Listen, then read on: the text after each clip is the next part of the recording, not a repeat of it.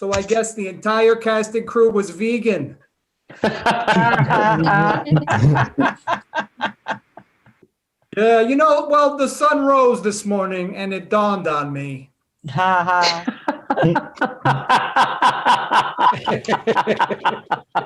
some of the best ideas come after climax. Come to think of it.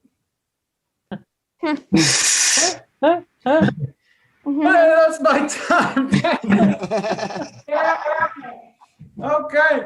Now it's time for you to decide, ladies and gentlemen, did you like the first Josh Filipowski or the second Josh Filipowski? And one poll. You see how it goes? With a little test here. The poll is off. Who did you like, folks? Get your votes in.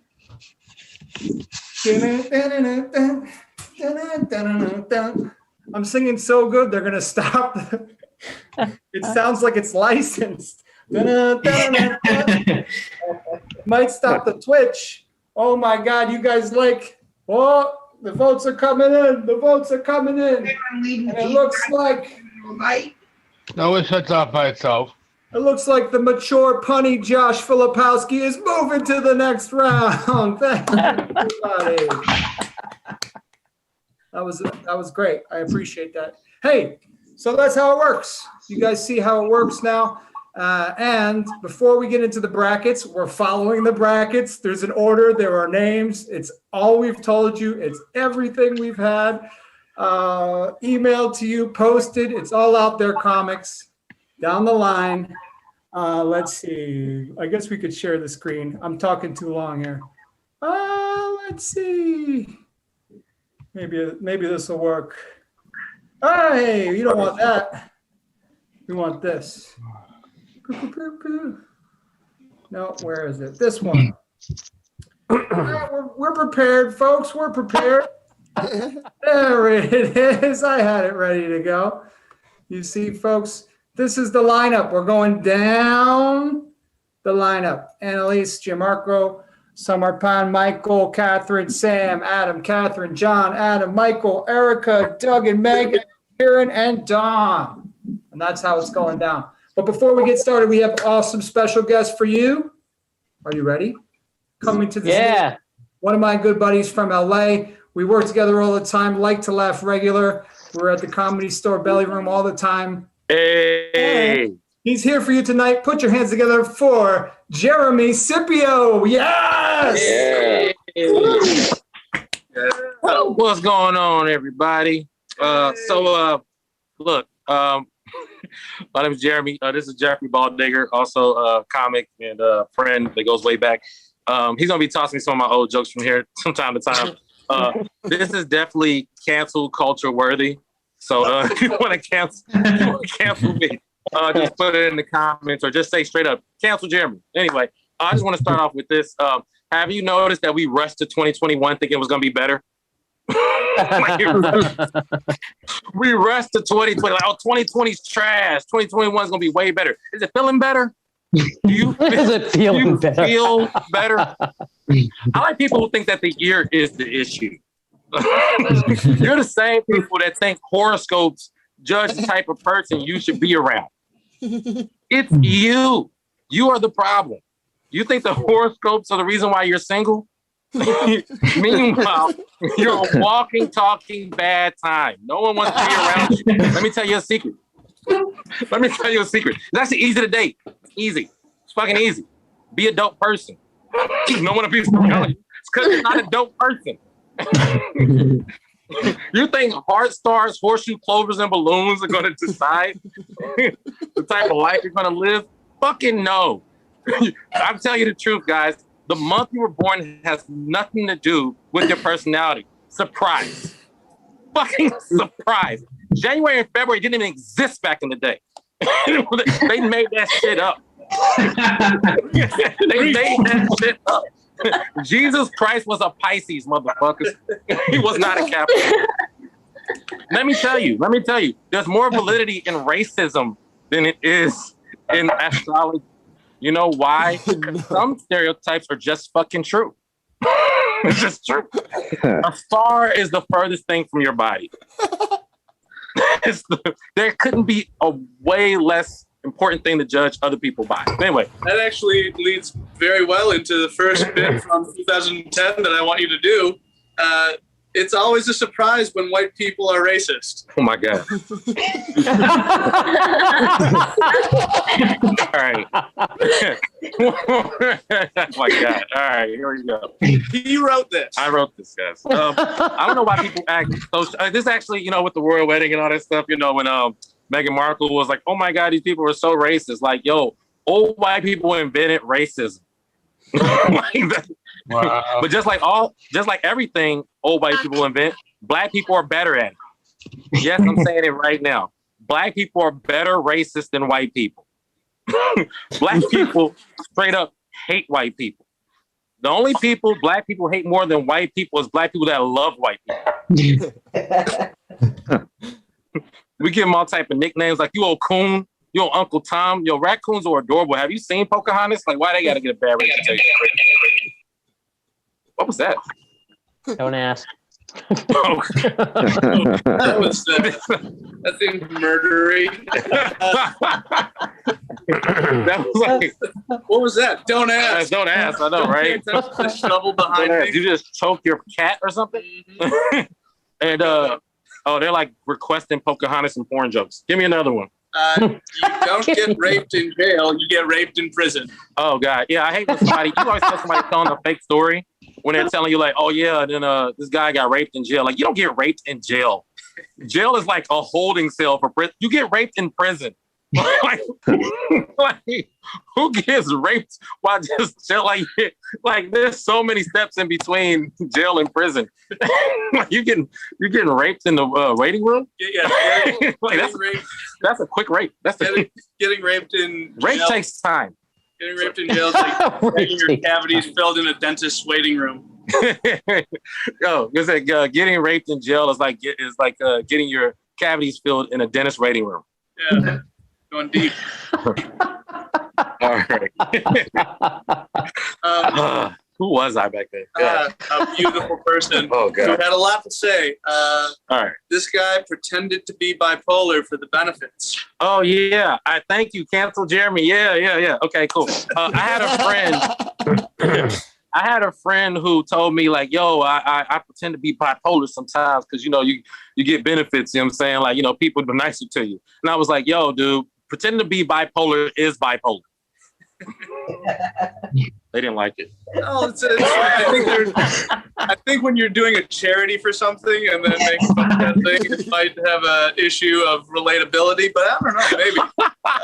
Hey, donate to the bipolar people, guys. Right? They'll be happy and then sad about it. At least I shouldn't even say that. I'm gonna say at least they know themselves. They're the five people we like. Sorry. In elementary school, the girl I had a crush on was named Makisha. Oh yeah, there was a girl I had a crush on in elementary school named Keisha.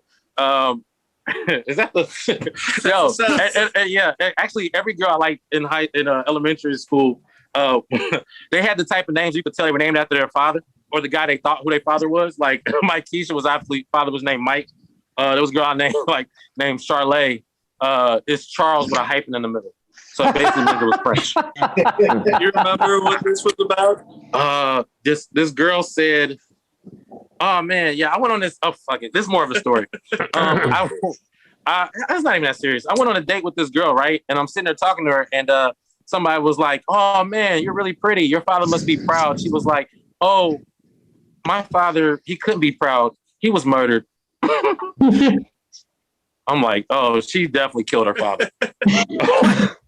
Like, who says murdered? Like, as if you're talking about your own, Probably the same guy who said, don't worry about it. Don't worry. He murdered his cat in the background. Okay. Give me something to cancel me for. All right.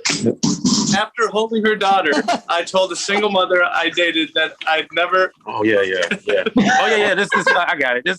This girl.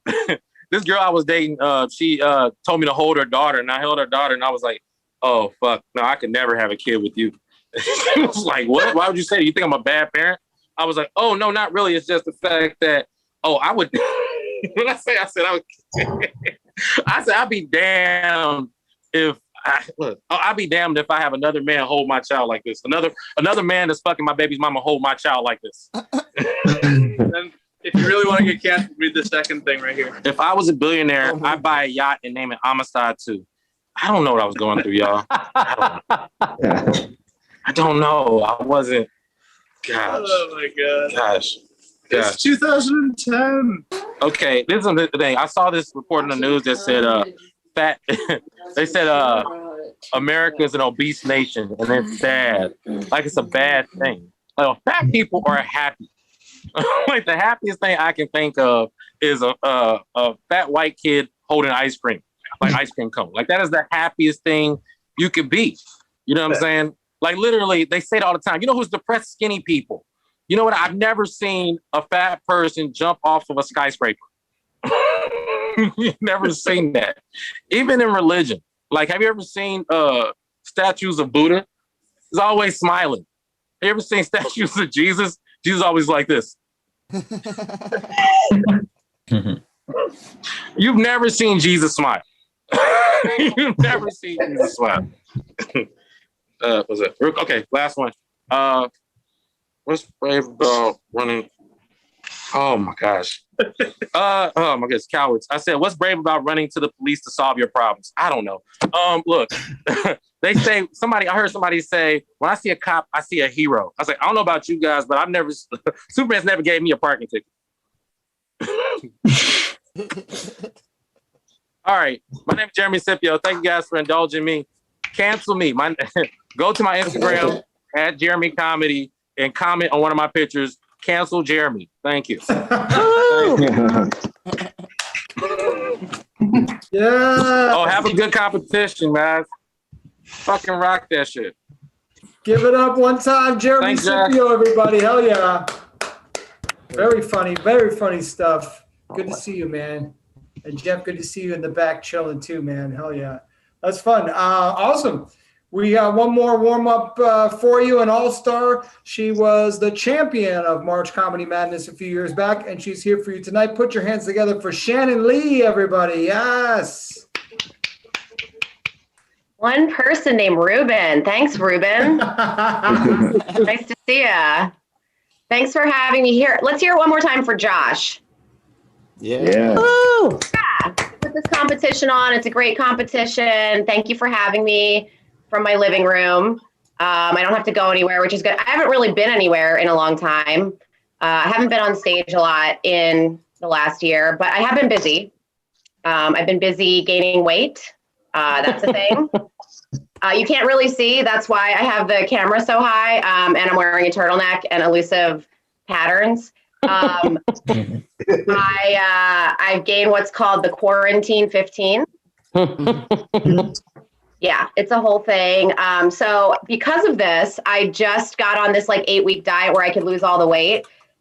Basically with this diet, you can't eat anything, you can't drink anything, and you cannot be merry. Like there is no happiness allowed in this diet. You spend a lot of time in the corners of your house. That's where you go to cry.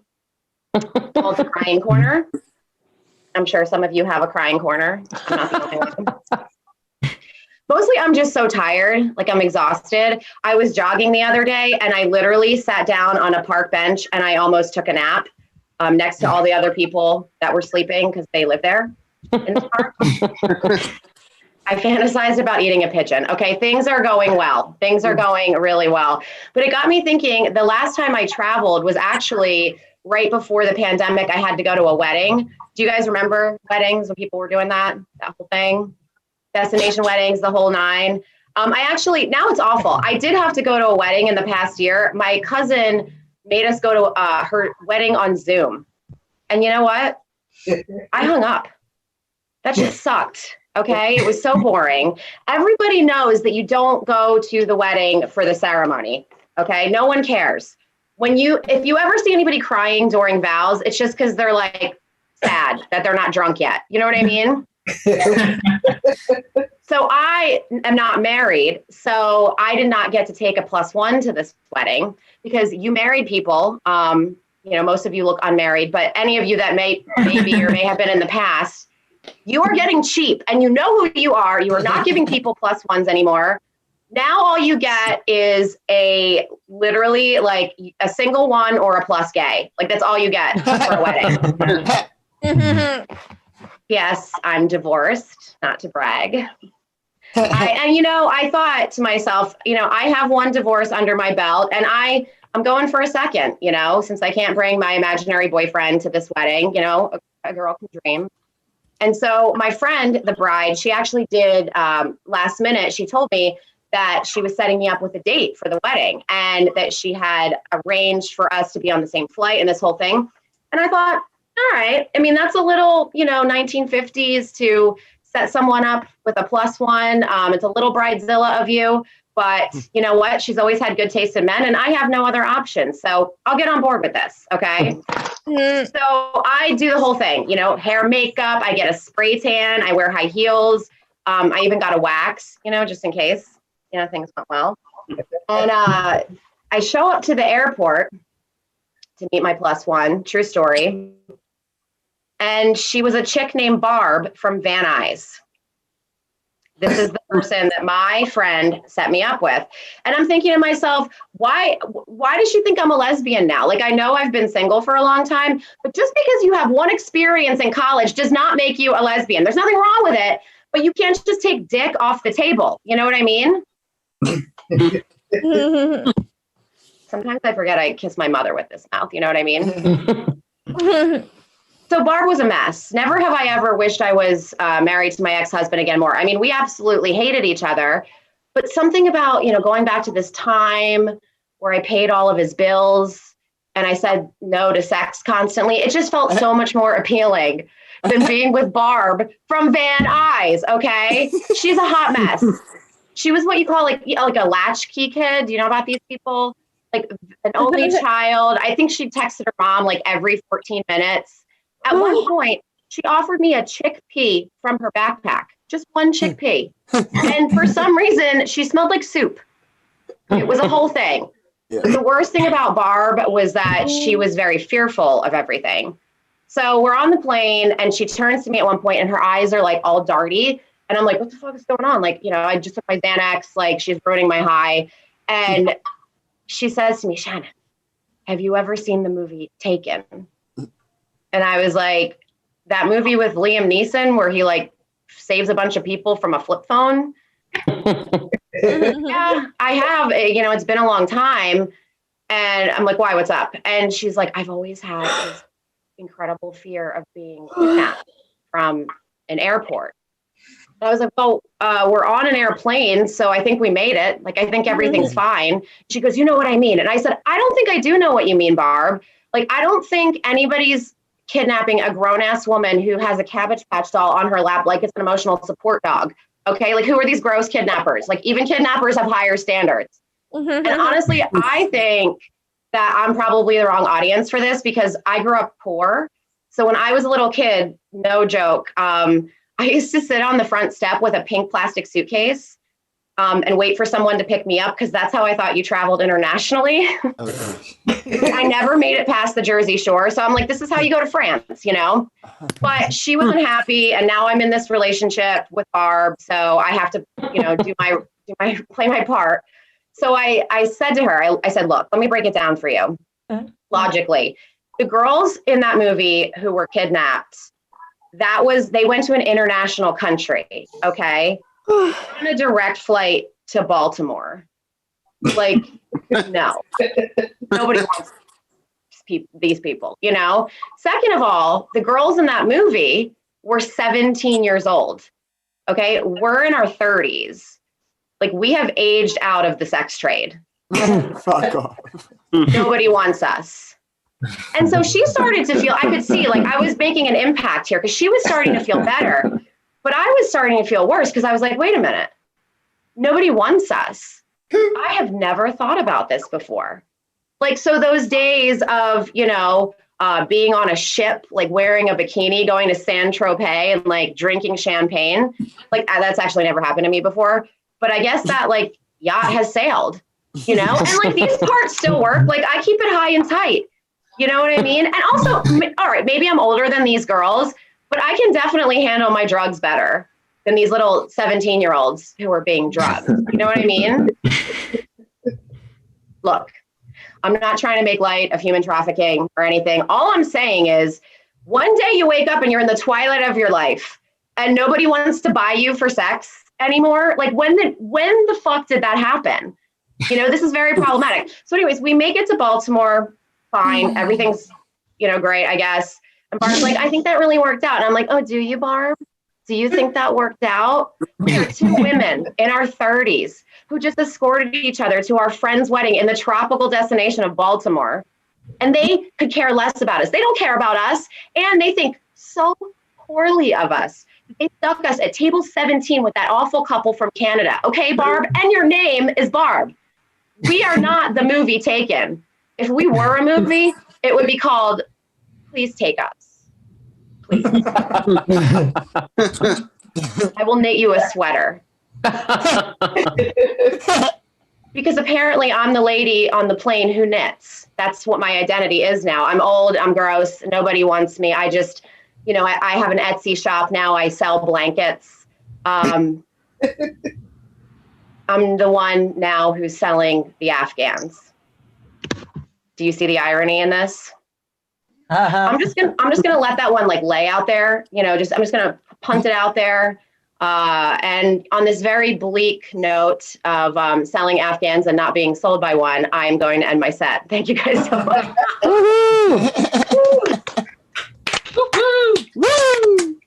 Awesome. Thank you, Shannon. Yes.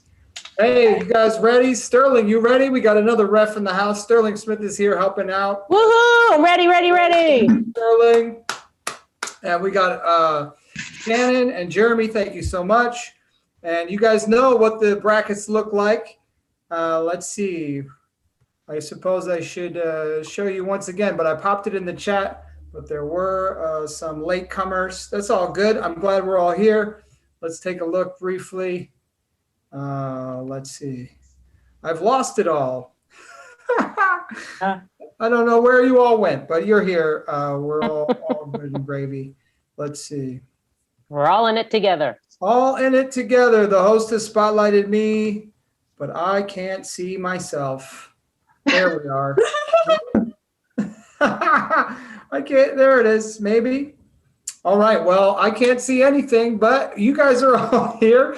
And if you follow the brackets, any of you look on Instagram, any of those things, you see that we have Annalise and Gianmarco up first. You guys have, 1 to 2 minutes. If you get to the 3-minute mark, you're going to hear the whistle. Your time's up. All right. So come to the stage first. Put your hands together for Annalise Wright. Yes. Yay! Woo! Thank you guys so much. So, is anyone here terrible at dating? I only heard a couple noises, so I'm like, some of you are lying. But I am terrible at dating. I went on a date with a guy, and at the end of the date, he asked if I wanted to see his lightsaber. I was like, sure, I could use some D. And he was like, oh, are you into the dark side? I was like, sure, whatever. So then he started breathing like, Oh my God. like, oh, are you being Darth Vader? I can call you Daddy. He was like, I need my albuterol. Oh my God. I was like, oh, is that the robot thingy? And then I went in for a kiss, and he swatted my face away. Afterwards, he told me that I ruined a perfectly good LARPing session. For those of you who don't know, that's live action role playing. But really, I was just trying to get some live action sex. So I've been watching too many videos online recently. I watched one called Pole Dancing for Jesus. It's a woman pole dancing in front of a church. There's little kids there. So that made me, yeah. So that made me wonder if I slip them like a 20, will they take me to the VIP room so I can get a blowjob? Oh man. Like, what do they believe there? Like, do they believe the Holy Trinity is the ultimate threesome? Do they believe that the burning bush is herpes? Do they believe that Jesus wasn't supposed to die on the cross?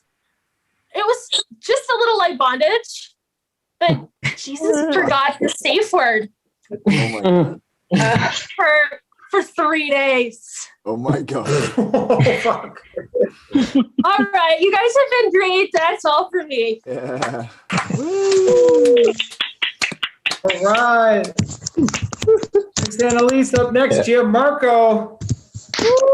Hi, hello. Oh my God, fuck coronavirus, man. I'm so sick of washing my hands every time I poop. These shows are so hard because, like, when a joke doesn't work, I can't tell if it's the Wi-Fi or if you're just a terrible audience. I've had roommates this whole pandemic, and it's like being in an unfaithful marriage. Like every time one of them comes home, I'm like, "Where the fuck have you been? You didn't even wear protection, you dirty slut." It's been a very hard year for me because I'm Italian, and social distancing is very hard for Italians. We like to hug, we like to kiss. Not everyone likes it, and I get that. I was dating a woman once, not Italian, and I remember the first time she saw my dad and I kiss each other goodbye, she was like, "Ew." Do you kiss your dad in public? And I was like, yeah, you know, it'd be weird if I only kissed him in private. I was like, hey, Pops, let's get out of here for a proper goodbye. Now I see my dad. We're scared to hug. We're scared to shake hands. It feels like we're Irish. I want to be upfront with you. My dad, he was not born in Italy, but he told me that in the 1930s, my grandpa Luigi, which is his actual name, my grandpa Luigi and my grandma Donkey Kong immigrated. People ask where I'm from. I'm like, Nintendo. Someday that joke's going to be racist, you know? Someday I'm going to do that accent. Some Italian's going to be like, who the fuck do you think you are? I'll be a smart ass. I'll be like, it's a me, a Mario. And then I'll get canceled. I'll have to go on Twitter, be like, I'm so sorry. That's my time. Thank you very much, everyone. All right, Gianmarco. Yeah. Awesome. Now you guys know the deal. First performer and second performer. First Annalise, second Gianmarco. It's time for you to decide. The poll is open. It's madness. Coming in 60%, 70%. The votes are flying in. It looks like Gianmarco's moving to the next round. Yes. Yeah. Okay, next bracket. We've got Summer Pan and Michael Lee. Is Summer Pan here? Hey, hi guys. Can you guys hear me clearly? Mm-hmm.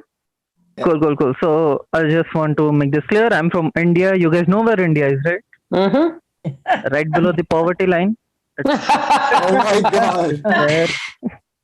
It's all right, man. Like, see, I'll tell you about some current affairs going on right now. You know, currently I have an affair with my neighbor. It's going great. You know, her husband, and we're going places. But it sucks in India because apparently you can just wear a mask, wear a coat, go to a hospital and just start working there. Like, it's that easy here. Tomorrow is my first operation, guys. Awesome. But yeah, I mean, see, the problem with wearing masks is that I don't really understand social cues when I do that. Like, see, my girlfriend insists on me wearing the mask whenever we are kissing. Like, I get it that it's for the hygiene, but why does it have to be Brad Pitt's face mask? You know, like that. A little too much. But it's all right. Like, I was dating this girl during this pandemic, and she was bisexual. Okay. which means every time I was like, baby, sex, she was like, bye.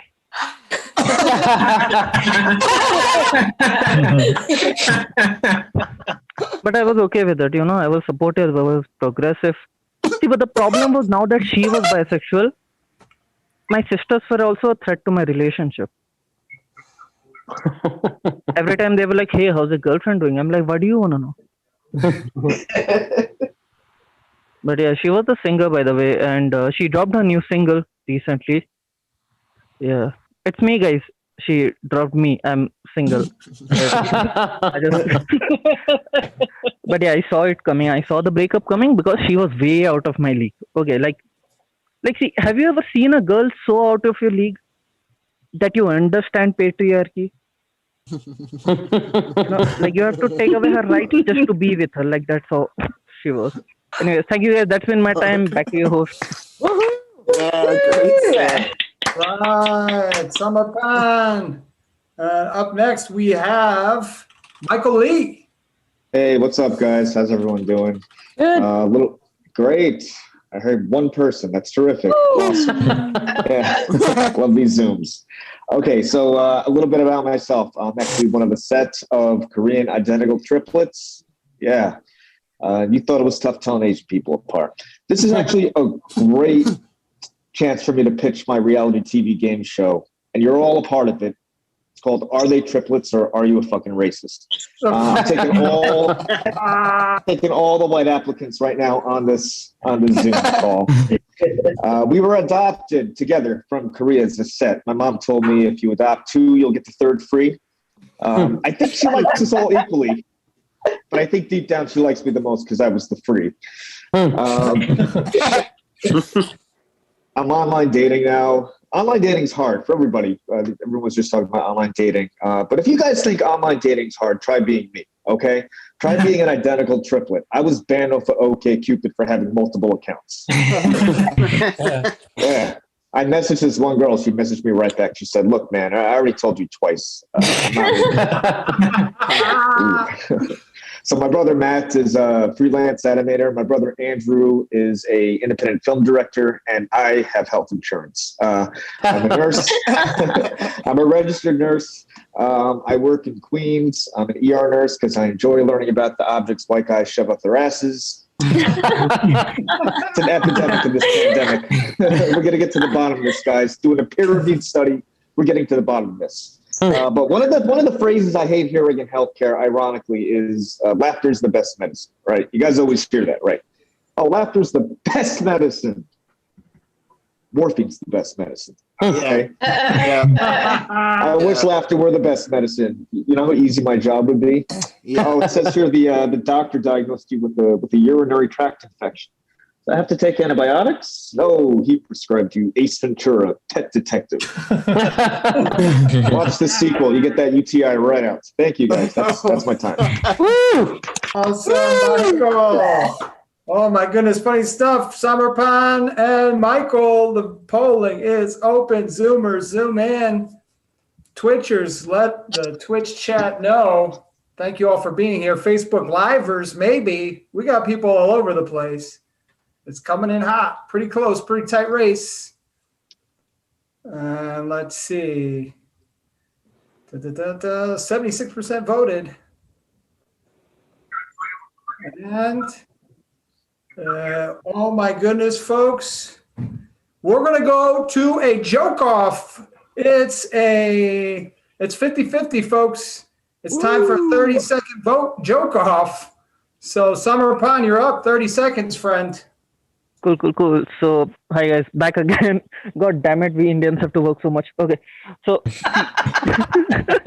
the thing is, during this pandemic, I've been feeling really unhealthy. I haven't been to the gym since February 1998. It's really good. But yeah, I guess that's my joke. Thank you. All right, Michael, you're up. 30-second joke off. Okay, so apparently there's been like a lot of racism towards Asian people lately, and as an RN, I got a director reached out to me because she wanted to work with me to do a PSA, an anti-racism ad for Asian people, okay? And she said, oh, you're a healthcare professional. Why don't you do it? And it read well on paper. But when I really looked at it, I had got in contact with her and she was like, well, what I want you to do is I want you to put on the mask. And I want you to say, hi, my name is Michael Leigh. And in slow reveal, remove the mask and say, and I'm an Asian American nurse. Did you really need the mask for that? I think they can tell I'm Asian from the nose up. It'd be better if you did, hi, my name is Michael Leigh. I'm an Asian American nurse. That works much better. Thank you, guys. That's my joke. All right. Thank you. Oh, my goodness. So funny. We'll try this again. The poll is open. Jared and the Twitchers, let us know who you like too, please. And it looks like second time around. Yeah, Michael Leigh takes the joke off, ladies and gents, and others who don't identify as either of those. Love you. Let's see. Coming to the stage next. So Michael moves on. Thank you, Summer Palm. Very funny stuff. Coming to the stage next, we have Catherine Perkins versus Sam Purley. Kathy is up first. Hello. What a great fundraiser this is. I think we all know, or from listening to some of you, we all have a brain issues and certainly probably have some behavioral issues as well. So please donate. And if you have already, do it again, because you never know when you're going to need help. And then I'm sure it's knocking on the door for quite a few of us. That said, I myself probably could use a little help, but I just don't go to doctors. But I fell on my head about 20 years ago, and let me tell you what, it left my brain kind of dead. I'm just shit. Now I can't remember what I was saying. No, memory is an issue. Okay, just so you know, it's not just my age; it's keeping me from remembering shit. So if I say anything offensive, don't get all defensive. Just laugh at the entertainer. That's supposed to be me, because she's a no-brainer, right? So I'm trying to live a more balanced life. That's right. Walk more, exercise more. My biggest issue is drinking water. So just the other day, first day, I've been trying this for about 20 years. I had a day of total equilibrium, right? I walked 3 miles. Now, mind you, it did take 3 hours, but only ate 3 meals. I had 3 8-ounce shots of tequila and 3 8-ounce glasses of water. Now tell me I wasn't balanced, right? I love tequila, I tell you what. And just an FYI to all of you youngsters out there, tequila does prevent birth control from working. It's not maybe it's the worm, but that's a warning label they didn't put on the bottles back when I was drinking it. I don't think it still says that drinking can contribute to unwanted sex being wanted, right? Okay, that's my time. Thank you. Don't forget to vote for me. Catherine Perkins. Up next, Sam Purley. Sam Purley. Crickets. Sam here? Sam? Yeah. You want me to do a set for him? I think Sam works on vehicles, doesn't he? Yeah, well, that's the thing. He's a firefighter. He may have gotten a call, so who knows? But anyway, we'll have to have a rematch. Ladies and gentlemen, that's an easy round. Kathy Perkins moving to the next round. Hey, everybody. Yeah. FYI, the next time if this happens, we're going to call from the audience. If any of you folks watching at home want to jump in to the bracket, it's madness. Why not? It's madness. Let's see. Coming up next. Let's see. I'll share with you here what's happening. Let's see. So Sam was eliminated. Up next, we have Adam and Catherine. So Adam is coming to the stage, ladies and gentlemen. Make some noise for Adam. Yes. Woohoo! Hi. Hey, everybody. Aaron. Hi. A couple of years ago, I signed up for the gym Planet Fitness, right? You guys have heard of this? And they have an angle, this gym. Their angle is they don't want people who are too into working out. Seriously. They're kind of like, yeah, gym's cool, but don't get carried away. I mean, if you're like a hardcore workout guy, you might want to try Gold's Gym or Prison. They're both taking people, you know? And I love this. This is the gym for me. I love it because I want to be the strongest guy where I work out. You know, it's like, oh, that dude's lifting like 30 pounds with one arm. I think he's on roids. No, but he did have a Reese's Cup and a Snapple. But the musclehead guys get in anyway. They still end up at Planet Fitness. I got to see them in the locker room, walking around half naked. You know, these guys totally ripped and shredded. They look like a spandex tube socks filled with dumbbells. You know what I mean? Whereas shirtless, I look like I have a very muscular turkey implanted in my abdomen. Yeah. I look like I am smuggling poultry. Yeah, I just look like an angry, like alien's going to pop out like, peck somebody to death. That's why I love hiking. I love hiking because hiking is off the grid. It's solo. Nobody knows where or what time you started or how long you were sitting on a bench. Like, never had a dude walk up to me on the trail and be like, hey, bro, mind if I give you some pointers on your hike? You got to lift more. You got to lift more. No! Most hikers are mute. And the whole statistical measure of hiking is so different from other sports, right? Think about it, right? Because it's like, hey, I shot a 72, 300 par. Like, I benched 285. I'm like, I saw 5 butterflies. And a baby garden snake. Thanks, that's my time. Woohoo! All right, Adam.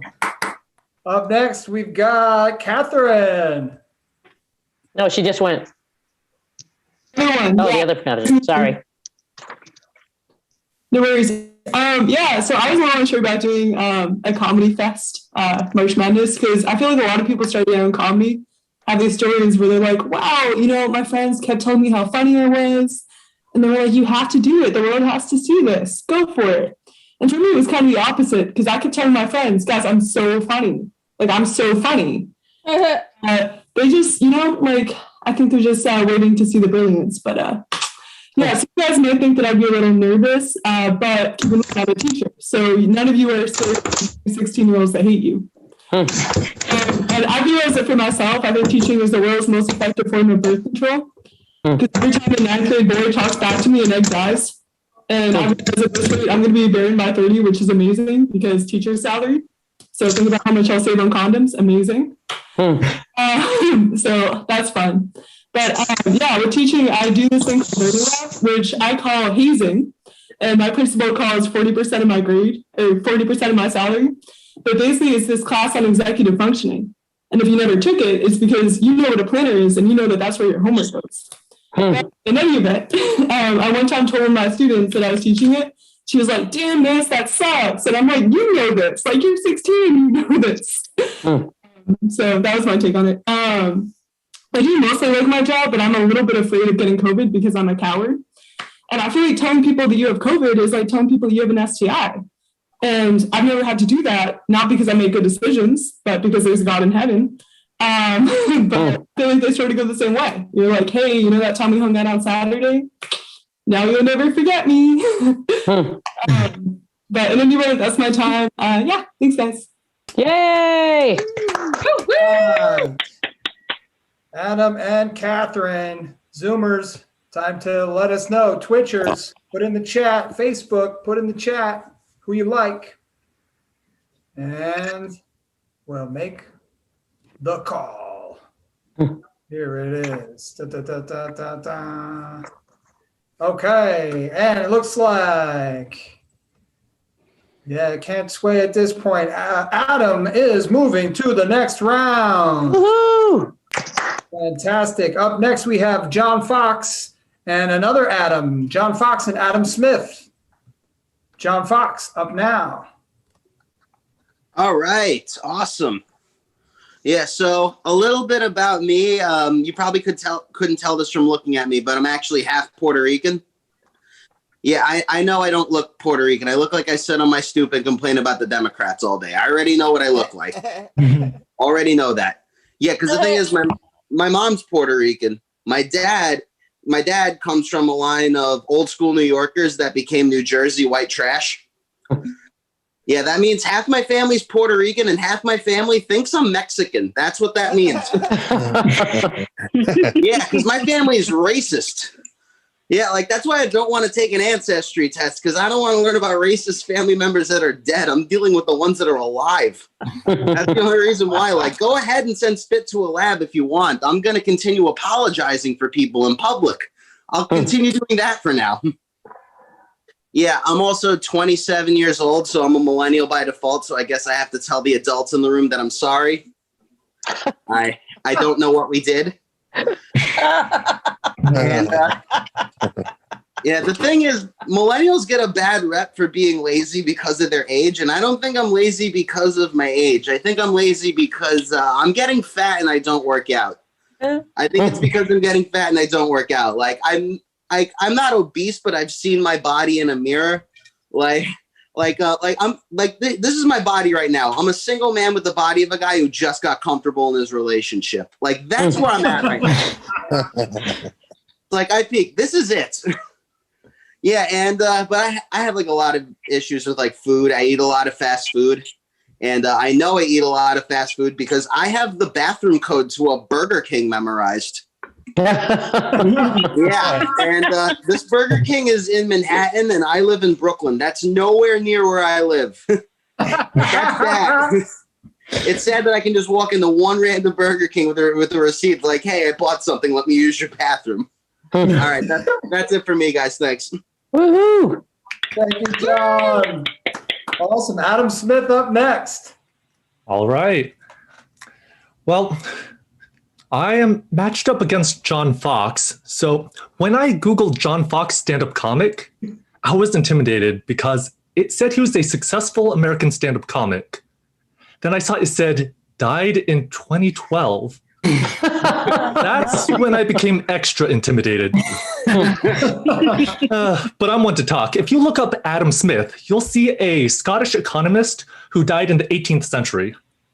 When people checked out the brackets, someone may have thought that two dead white guys were competing.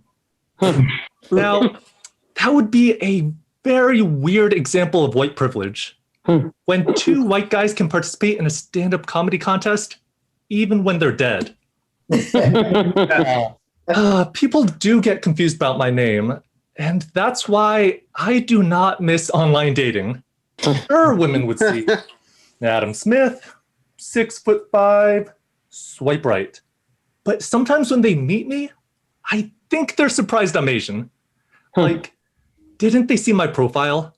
Did they just think the sun was in my eyes in every picture? As a tall guy, I do not miss going in for the first kiss, because if she were to look up, she would just see this slowly descending upon her. And if I were going faster for a kiss, it would look like my face is trying to attack her. So it's either look creepy or violent. But if I do it just right, I can be both. And what if, as I bend over, she thinks I'm bowing, so then in a confused panic, she ends up bowing back at me, and now she feels awkward for ending a date with an Asian guy by bowing at him. Thank you, that's my time. Woohoo! All right, we had John, we had Adam. And the polls are open. Are they open? Not yet. Not yet. Not yet. Yeah, something froze it up. Let's see. Relaunch polling. No, oh, there it goes. Polling in progress. Madness in progress. Amen. Oh my, coming in. And let's see. Twitchers. Who do the Twitchers have here? Let's take a look. Let's take a look. Let's see. Okay, looks like Adam Smith moving on to the next round. Close one. Let's see. Fantastic. And up next, we have Michael Friedman and Erica Chen. Michael. Hey, everyone. Good evening. So let me tell you a little about myself. I actually repair x-ray machines, and one time I accidentally left the wrench on the x-ray table. I felt really bad for that guy. They rushed into surgery. Another time, this guy comes in, he's complaining about abdominal pains. So they take an x-ray and they noticed he had a Coke bottle enlarged in his rectum. So the doctor goes to consult the wife, and the wife starts flipping out. That's impossible! We only drink Pepsi!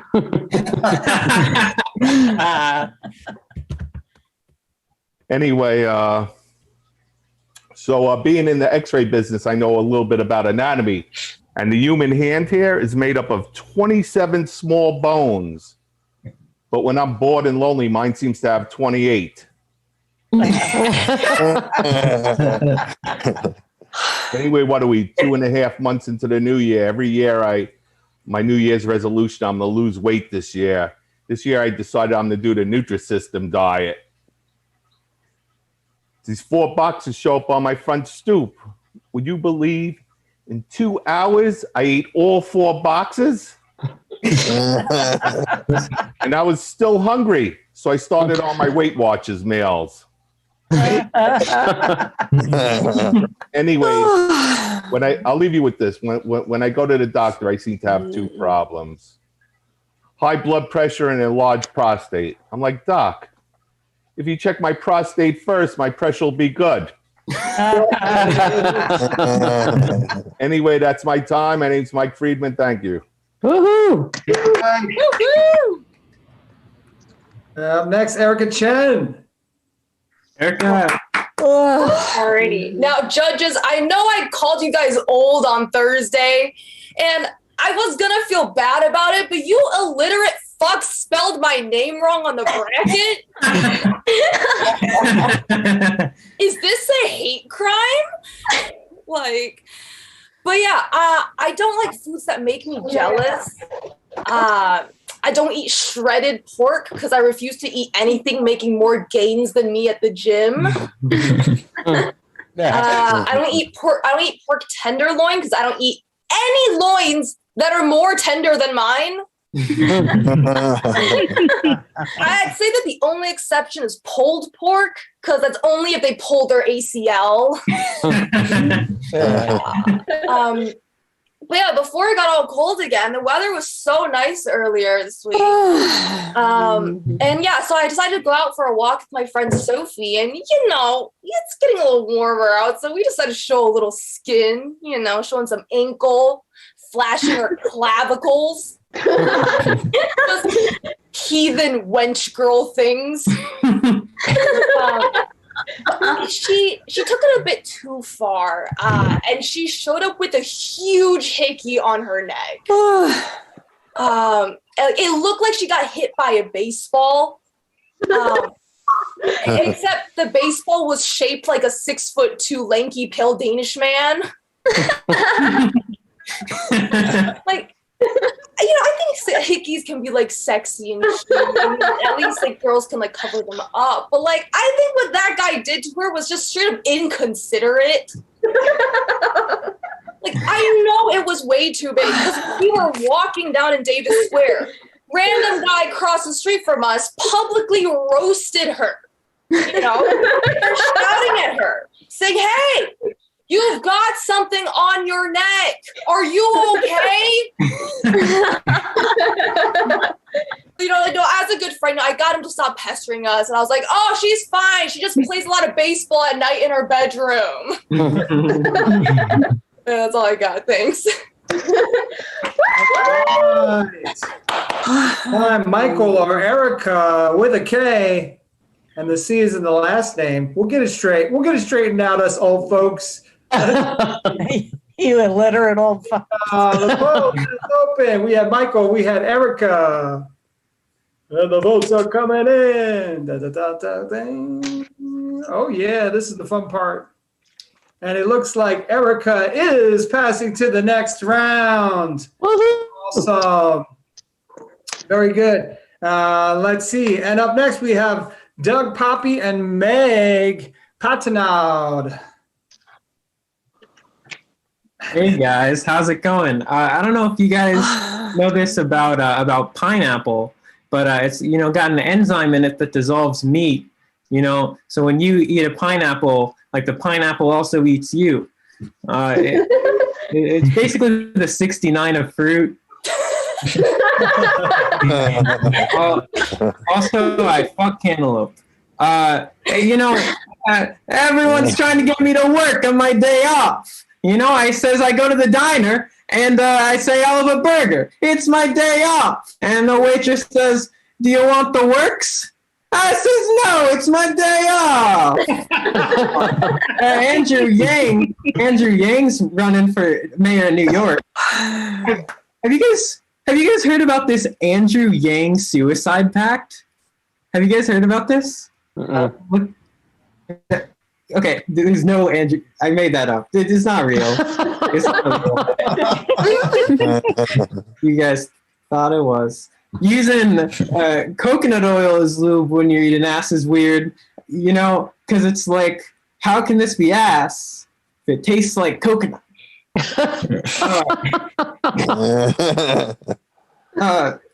People use the term conventionally attractive. I feel like it's got to be a really good insult to say that someone's conventionally unattractive.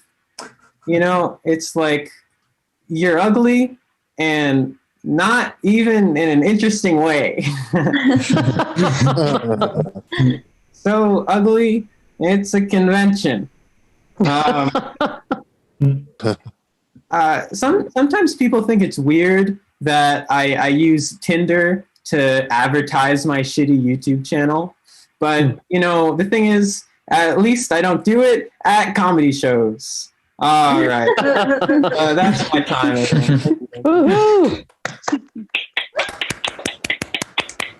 All right, Doug. Up next, Meg. Hi, coming to you from Brooklyn, and people here always just think I'm not American because of the eyebrows.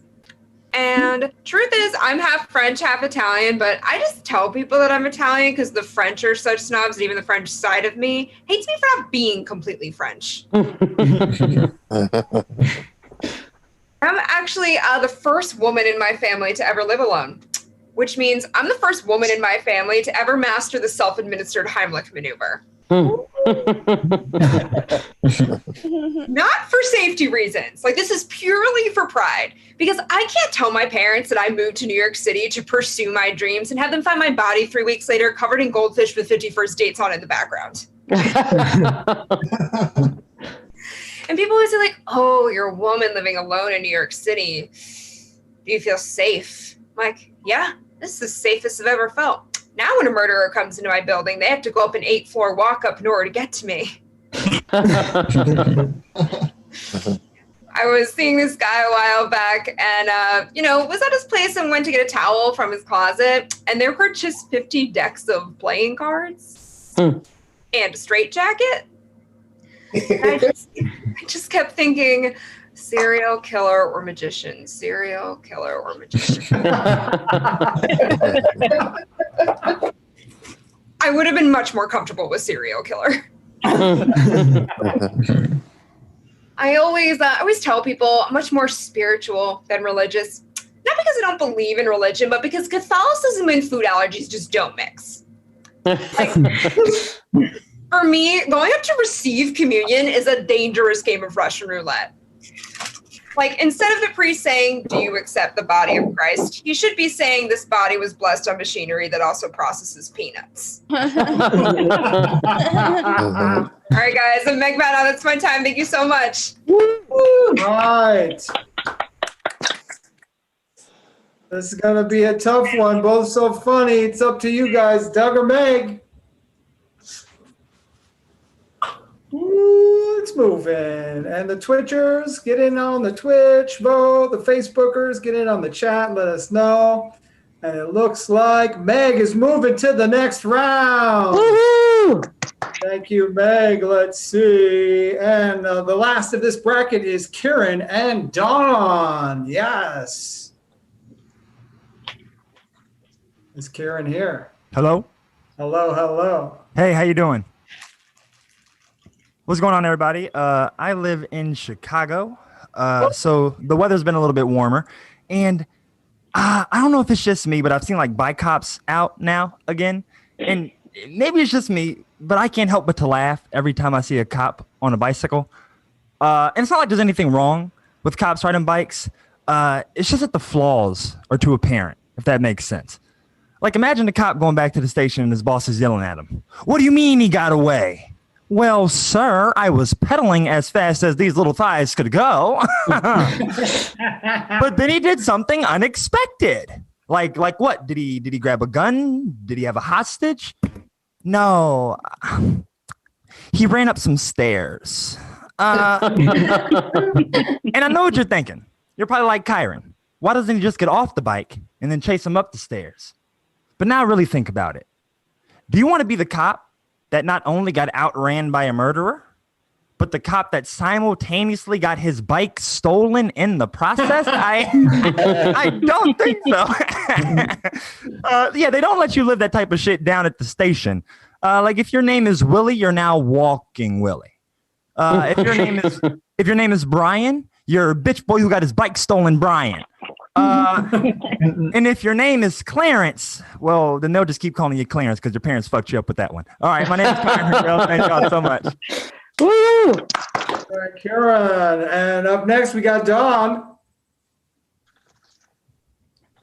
Hello. Hello. Can you hear me? Yep. All right. So I'm super excited to be on the show tonight because I'm actually celebrating. As of tonight, I have been married for 25 years. Woo! Yeah. It was to a bunch of different guys, but 25 years altogether. Quite the accomplishment. Yeah. I'm also a mom. I'm a mom to 3 teenage boys. Yeah, 3 teenagers in our house all at once. Yeah. And if you can imagine what it's like to have 3 teenage boys, it is highly likely at any given moment on any given day, there is at least one room in my house where someone is masturbating. Yeah, it just is what it is. So for this reason, anytime I go upstairs in my house, I loudly announce myself, Mom is coming up the stairs. And then I sound a loud air horn. It's just a system that works for everyone. But I've realized I may have ruined my boy's life because now none of them is ever going to finish without an air horn.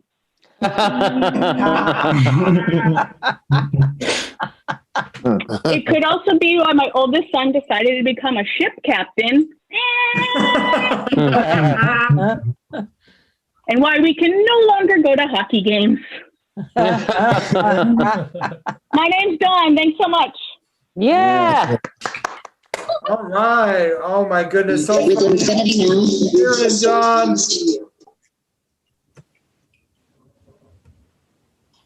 It's time for Madness voting, the last of the first round.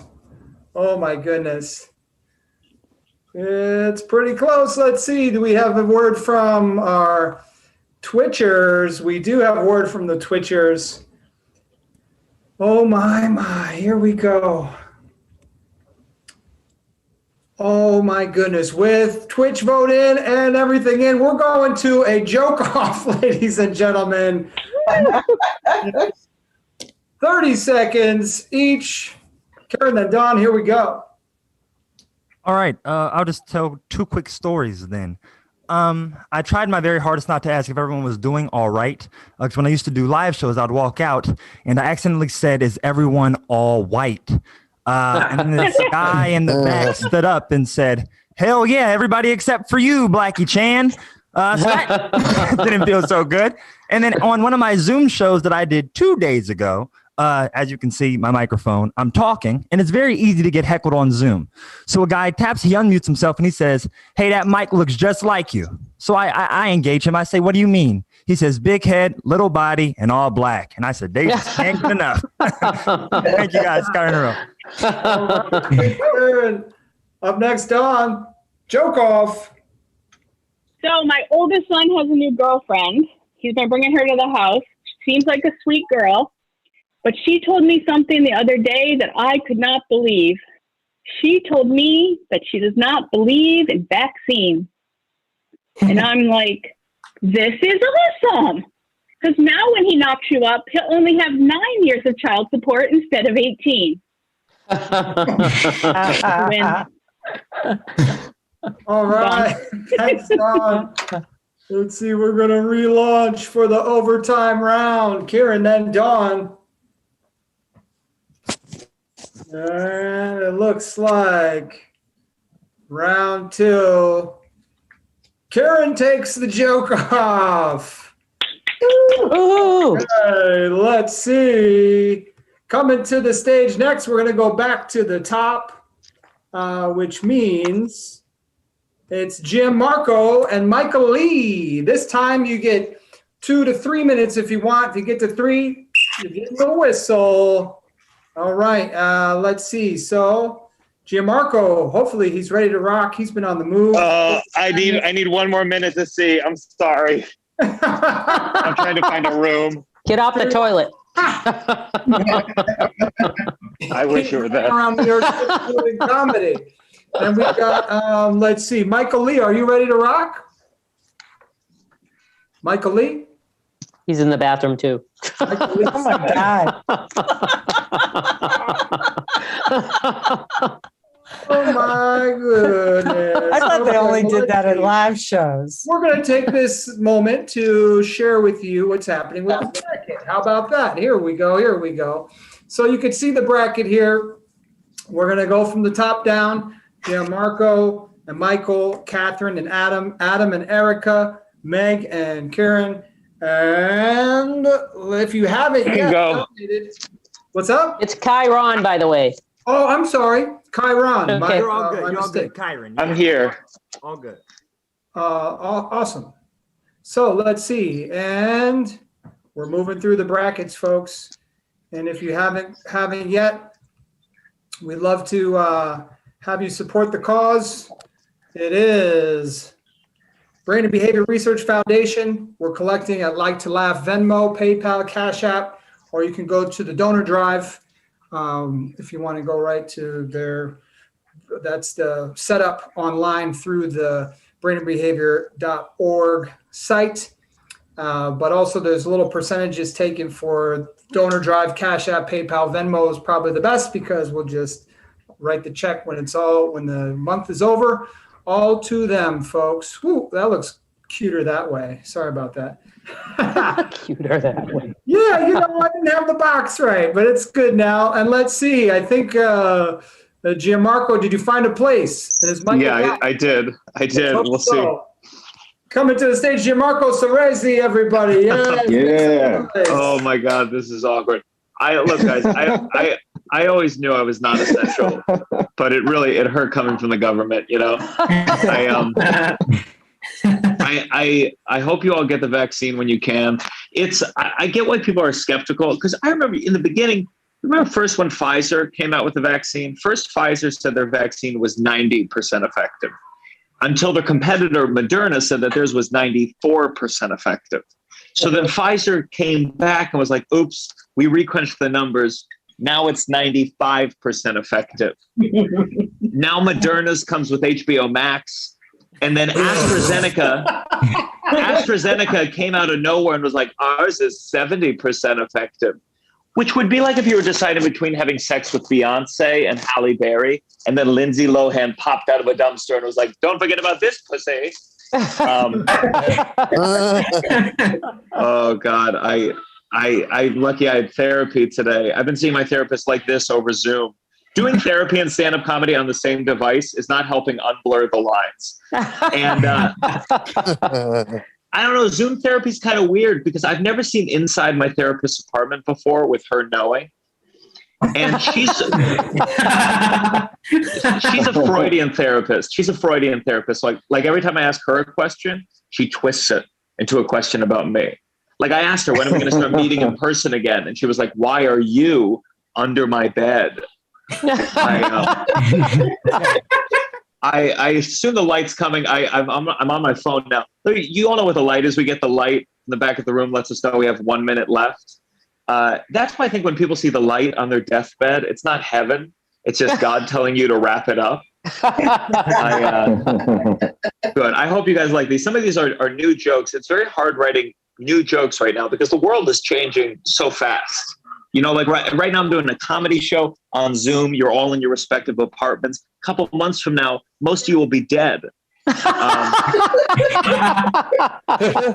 I tried to be productive because I was quarantining a lot, and I tried to be productive in quarantine. But if there's too many distractions, you know, like if Anne Frank had TikTok, there'd be no diary. The Nazis would have caught her doing the attic challenge because she forgot to turn up her location. All right, guys, that's my time. Thank you very much. Peace. Yeah. Awesome. Michael Leigh is up. All right, so guys, I actually did anyone else get the vaccine? Round of applause. Oh, I'm the only one. Okay, one person. Great. That's me and you. We're the only ones that are going to be left alive at the end of the year. Great. So yeah, I did get the vaccine, but initially I didn't want to get it because I had heard Bill Gates had something to do with the vaccine. Did you guys hear about that? Bill Gates. At first I was like, no, I can't do this because like I think we could all agree that Bill Gates' track record with viruses is quite spotty. Okay? Like tell me Norton and McAfee made the vaccine, not the guy who makes me install 20 updates a week on my PC. You know? It's like there's one person I trust making a vaccine, and that's Tim Cook, because Apple products never get viruses.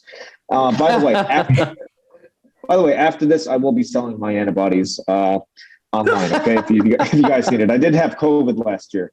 I had COVID last year, and the worst thing I did was I told my mom, who's also a nurse, and she's like, oh my God, me and your father are gonna buy food for you. We're gonna go to Costco. I said, Mom, if you really want to help me, pay my student loans, because you're the only people that call more than you. Okay? And she can't stop texting me like tips, like, oh, drink plenty of water, take your temperature in the morning. And I'm like, Mom, you're also a nurse. Like, when has two nurses been better than one? And I think the only time we can agree two nurses are better than one is in a porno. Okay? But not mother and son, okay? Maybe stepmom and son. That might be a little better. I think I'd definitely pay to see that one. One more thing before I get out of here. I've been quarantining, watching a lot of Netflix, and as an Asian man, a lot of my favorite movies are white. I'm sorry. One of my favorite movies growing up was Three Ninjas. Okay, did anyone remember that movie? Yeah. Okay, if you don't know that movie's about three white kids who are taught how to be ninjas by their Japanese grandpa. Yeah, three white kids taught how to be ninjas by their Japanese grandpa. So I'm watching the movie now as a grown-up, and I'm like, okay, mom is white, dad is white, kids are white. No explanation as to why they have a Japanese grandpa, like none whatsoever. Like I know white people, what they do is they adopt Asian babies. I've never seen them adopt an Asian grandpa, like ever. You know, it's like, so like, you know what Three Ninjas would be like? Three Ninjas would be like if you were watching the movie Black Panther in the early 90s. And you're watching in the movie theater with your friends, and then Black Panther takes off his mask, and you turn to your friend, you're like, yo, that's David Hasselhoff. They whitewash him. And your friend goes, I go like, oh, that's, he's from Africa, right? And your friend goes, no, South Africa, not North Africa, okay? It's still Africa. Don't ruin the movie. Shut up. That's my time. Thank you. All right. Funny stuff all around. Oh, my goodness. Gianmarco and Michael, it's up to you guys. Madness in progress. And if you're on Twitch, vote on Twitch. If you're on Facebook, vote on Facebook in the chat, and we'll get the message back to Adam in. But it looks like there's at this point, Gianmarco is moving to the next round, ladies. And those who do not identify as either of those. Let's see. That's all you have to say it now. I'm trying to be PC, but maybe I end up sounding like a dick, huh? I don't know. Let's see. Coming to the stage next, Catherine Perkins, Kathy Perkins. After that, Adam Gropman. Yeah, come on. Here we go. All right. Well, most of you can probably tell by looking at me, even though we're looking at each other through boxes, that I'm one of the illiterate elders here. And I'm being kind to myself, really. But I just want you to know, aging really isn't for sissies, and I'm using that word as a chicken shit in case y'all don't know what sissies mean. But it's just terrible. Things just go run amok. But I was told as a comic I had to have a tight 5. Well, I have 2 sets of tight 10s. They're called my hammer toes when they're going to seizures. Oh my God. It takes manual assistance to unfurl them. That's how tight they are. Yeah. So I have also some issues with bladder, right? Who doesn't, right? I don't know. But here's an FYI. Bladder control pads are really expensive. I mean, they are fleecing old, especially older women. I'm just saying. So I found out that doggy pee pads were less than half the price. So I went to the pet store and I asked the clerk, "Could you please tell me where the large dog pee pads are?" And he said, "Well, lady, how large a dog are you talking about?" And I said, "Well, about my large, right?"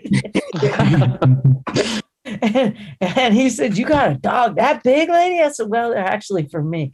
And I'm using them as replacements." And he laughed and laughed. And he said, "Lady, with an ass as big as yours, you're going to need to go over and get some horsey diapers." I said, "Oh, Jesus. Go from being a dog to a horse's ass in less than 5 minutes." It's just terrible, isn't it?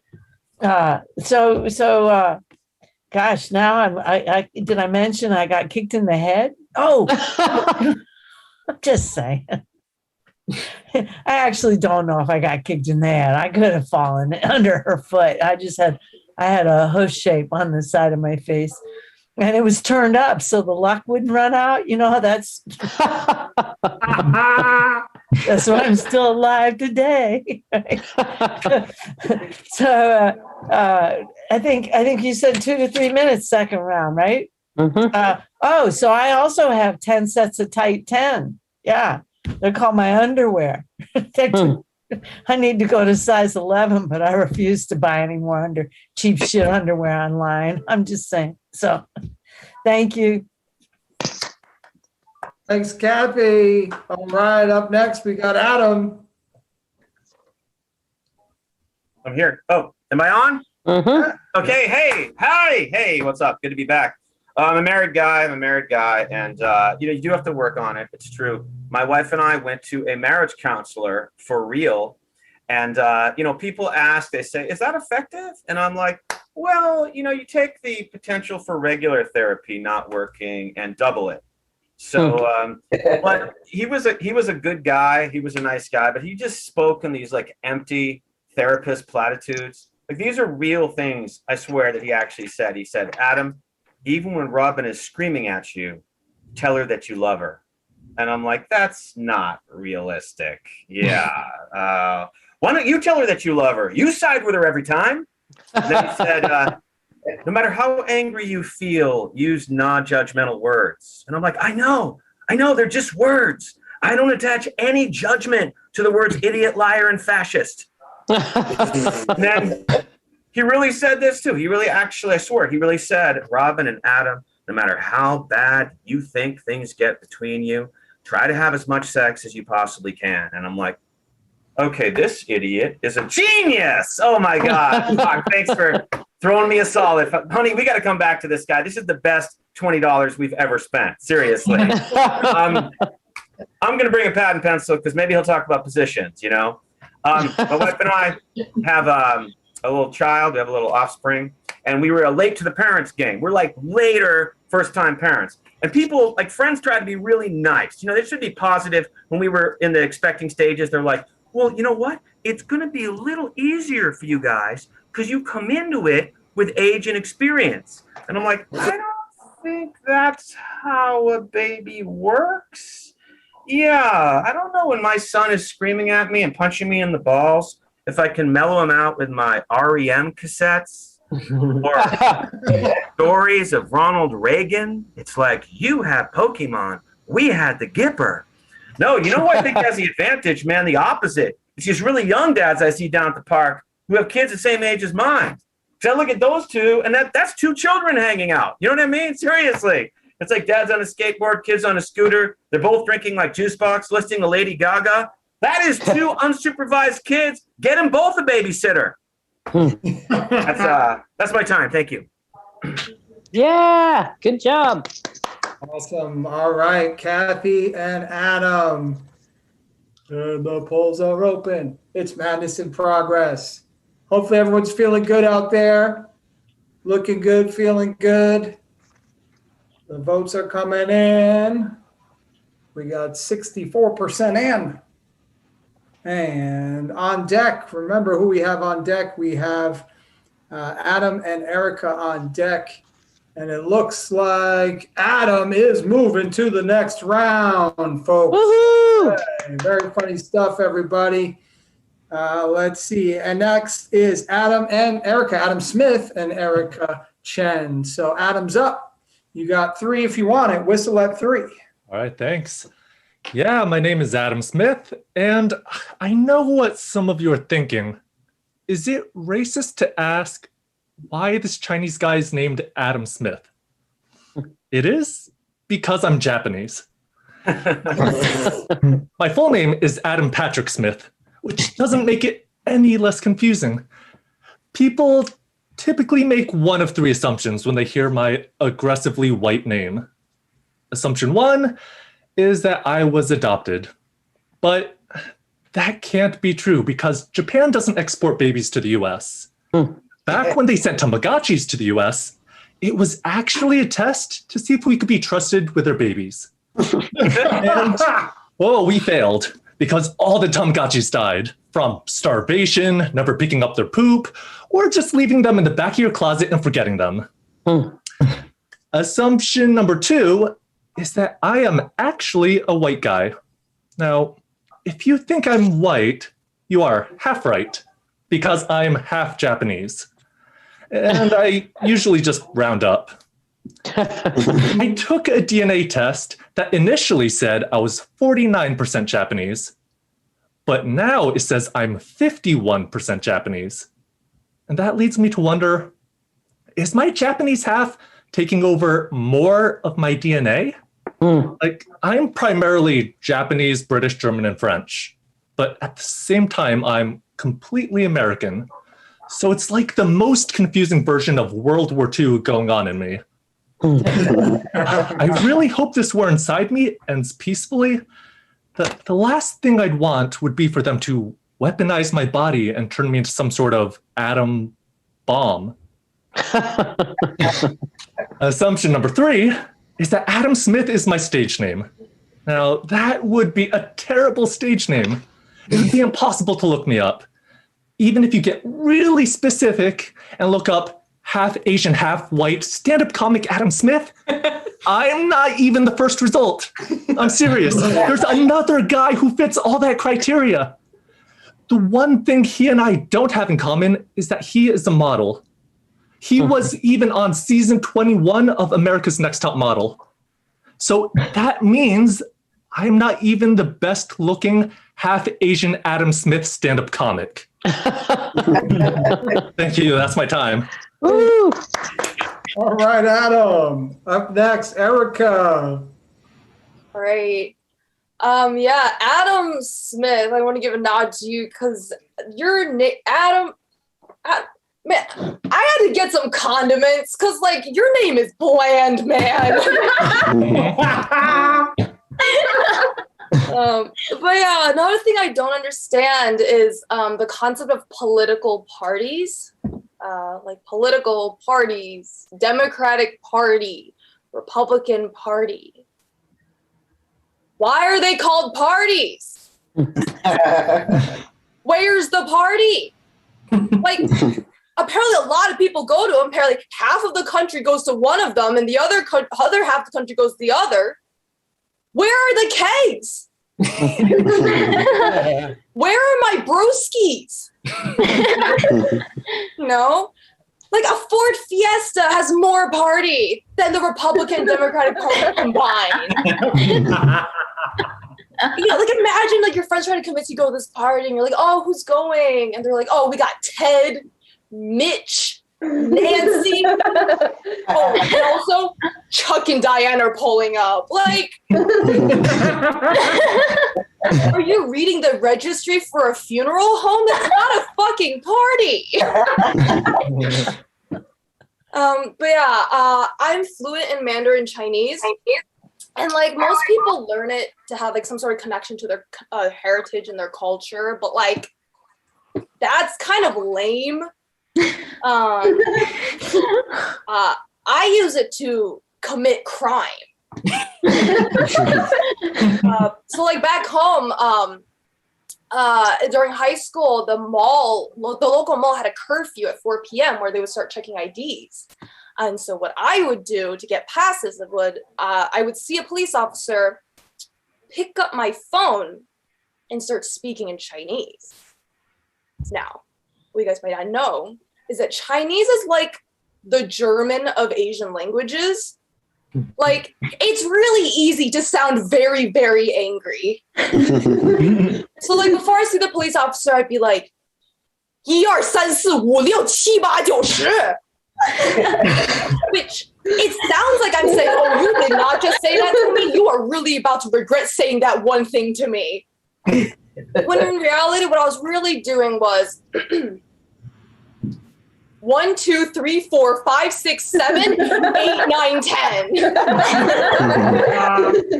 Yeah, thank you so much. Woohoo!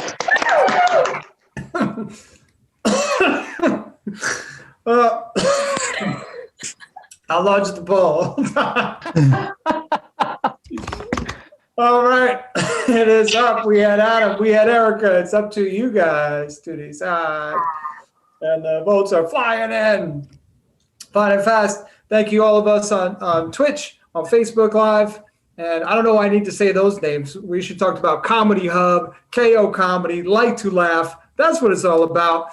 And moving to the next round is Erica. Awesome. Let's see. So Erica moves on. We got Meg and Kyron up next.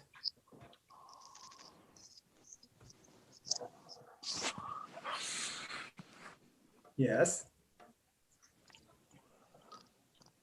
That time of year right now, and we all have a friend who is on a juice cleanse. Problem is, there's no silent participant in the juice cleanse, right? Like, they always have to tell you about it, try to get you to, like, do it with them. So, I came up with this new thing called the friendship cleanse, where when someone asks me to shed a few pounds with them, I just shed a few friends. And it is just as effective in getting ready for the upcoming wedding season. Dating's really difficult. Like, you got your job schedule, got your workout schedule. It's really difficult to schedule time to just, like, hopefully not die alone. And there's so many places to make bad choices now. Like, you got Tinder, it's meant for regrets. You got JDate, but it's frowned upon when you're Catholic. Then you got glutenfreesingles.com. That's right. There is a glutenfreesingles.com. Now, what that actually means is someone out there sat down and decided that gluten-free people should only date other gluten-free people. And I don't think it was a gluten-free person who decided that. I think all the non-gluten-free people out there finally got organized and decided that no one should have to go without a 2 a.m. slice of pizza unless medically required to do so. The only real problem I see with like a gluten-free person dating another gluten-free person is no one wants to be the breadwinner in that relationship. My favorite joke. Anyone else notice though during quarantine, like all of the, gluten-free stuff suddenly disappeared? Like all of your friends who said they were gluten-free by necessity, yeah, they all started posting pictures of their proud sourdough starters on Instagram. Yeah. So my whole thing is, I decided like, okay, a lot of people are planning for post-quarantine, but I'm just plotting. And I'm plotting to bring these so-called friends to a very nice Italian restaurant when this is all over. And then, as soon as they inevitably complain about there not being enough on the gluten-free menu, I'm just going to hold up my phone and say, April 19th, 2020, you posted #BakingWithBay. I mean, some people know it's their purpose to like save the world. I just know it's my purpose to point out the gluten-free frauds. All right, guys, Meg Patnott, thank you so much. Yeah. All right, Meg.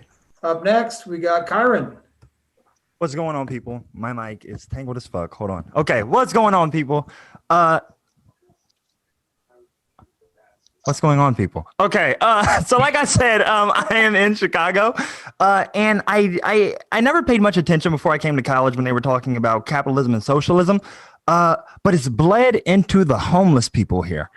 A couple weeks ago, I was walking just to my house, and I see two homeless people, what I assume to be arguing. There's a guy on the ground, and there's a guy on the bike. And I only heard the very split end of the argument. The guy on the bike said, "Don't talk to me till you level up, bitch. Enjoy walking," and scooted off on the bike. And I wanted to be a good Christian man and console the person on the ground. But all I could keep thinking about was what I would do if someone told me to level up, bitch, and then scooted away from me. And if you're homeless, you're bound to run into each other again. What do you say to that man? Like, this should be a tight-knit colony. I don't know. In the 30 seconds that I did, you guys really appreciated the race. I don't know if that's a good thing or a bad thing, but I'll make some more race jokes. I finished the show, and when I get off stage, there's this guy who had on dark green pants and a black hoodie. And on the back of the hoodie, in red, white, and blue letters, it read, "Time to get star-spangled hammered." And I know that hoodies don't have accents, but his did. There's no other way to read that. So anyways, I get off stage, and I walk up to him, and he says, "Hey, boy, can I talk to you?" So I walk up to him, I say, "Yeah, what's up?" He says, "I just want to let you know, you had you a real good set out there. Yours was mighty funny." And I say, "Thank you." He says, "Let me ask you something. How old are you?" And I say, "Oh, well, I'm 21. And he said, "Shit. When I was 21, if I was as funny as you, or even half as black, I could have been Chris Rock." And the thing is that I wasn't really offended. I was more so confused because I don't think that he understands that if he were to be half as black as me, he would still be white. So anyways, I tell him, I say, "Sir, you already are half as black as me." And then he cackled in my face for about a minute, and he said, "Doggone, man, my daddy was right. The darker the folk, the funnier the joke." What? Who was this man's father? Did your dad say shit like that? My dad didn't say shit like that. My dad only told me 3 things in life. Number 1, the divorce was your mother's fault. Number 2, sometimes you act like your mother. And number 3, how's your mother doing? I'll leave y'all with this. I try to not let race get into me because it's too much to bog me down. So I just try to make light of it. I was helping my boss rearrange his office, and he had this end table. And so he wanted me to move it. "Don't blow at me. I'm coming. I'm going." So he wanted me to spin it. He said, "Kyron, can you move the table in?" I said, "What do you mean?" He says, "Spin it." I said, "Spin it." He says, "Kyron, move the table inward." I said, "What'd you call me?" That's it. Thank you guys so much. Yeah. Let's see. We had Meg, we had Kyron. It's up to you guys now. Let's see what happens. Close one. Oh my goodness. And those on Comedy Hub, those on March Comedy Madness and Like to Laugh and KO, get your votes in. And it looks like we have enough in here to show that Kyron is moving on to the next round. Oh my goodness. Yes, put your hands together, everybody, for that round. And everybody who participated. Good stuff, Meg. Good stuff, everybody there. Let me show you what's happening because you want to know who's next. So we're going to share the screen. There it is. Oh my goodness. So Gianmarco and Adam are up. If Gianmarco's back, we'll see if he's on the run. Otherwise, maybe we'll do Erica and Kyron. This time, you're going to get the whistle at 4 if you get that far, but you don't need to go that far. You see how it's moving quick and fun and fast. And if you haven't yet donated, please hit up the Venmo. Like to Laugh is the Venmo, PayPal, Cash App, or bbrfoundation.donordrive.com/campaign/March Comedy Madness. And check out bbrf.org for more info on the foundation. How you guys feeling out there? Everybody feeling good? Woo! Yeah. Awesome. Sterling, how you doing, Sterling? Doing great. Awesome. Do we know if Gianmarco's back in the Zoom? Uh-oh. He's gone again. You might be. He's running around the city. Let's see. You're up, buddy. I'll send him a message on Messenger there. Let's see. And how about Erica and Kyron? Are you two prepared to go next? What do you say? All right, let's do it. So we'll do that bracket now, and we'll give them a chance. So Erica is going to be up, then Kyron. Like I said, you'll get the light at a minute, and you'll get the whistle at 4 if you go that far. Rock and roll. Put your hands together for Erica, everyone. Woo! I see that I'm only the only woman in this bracket left. So I'm just saying, if you guys don't vote for me, you're sexist. It's Women's History Month, and Asians have it real bad right now. But yeah, one thing I'm not excited about that's coming up is the summer. Which for most people is like, why would you say that? Summer is so nice. There's sun. I sweat a lot. And for us folk that sweat, that means when we're sitting in a plastic or pleather chair on a hot day, and I say pleather because I'm not gold digger enough to work my way up to leather, and you're wearing shorts, that sweat accumulates, okay? So like I dread the moment I have to like get up from my seat because that means I have to like peel the backs of my thighs off of the chair, you know, and then I have to stand up and look down, and my sweat has always created a very detailed outline of my butt. You know, it's got all the curves. You know, you got that bodacious outline. You got that undercurve of the ass cheeks meeting the thighs. You know? And you also got that vertical ass crack leading down to that little bit of visible cooch that you can see. That's really pornographic, man. I don't want the rest of the world to see that. You know, like the only people are allowed to see it are my paid OnlyFans followers and my husband. Okay. You know? Am I married? No, I'm not married. I'm not married. So, like, I consider myself wife material. You know, like I'm available, but like men these days are just too timid. They say things like, oh, I don't want to come off too strong, baby. You're like, oh, no, we should take it slow. There's no rush. And oh, here's the classic. How did you get into my apartment? Who are you? I'm calling the cops. You know, men are so dumb. Men are so dumb. But yeah, one thing I learned recently is that in the UK, instead of saying go fuck yourself, they say suck your mum. Which is amazing. I love that.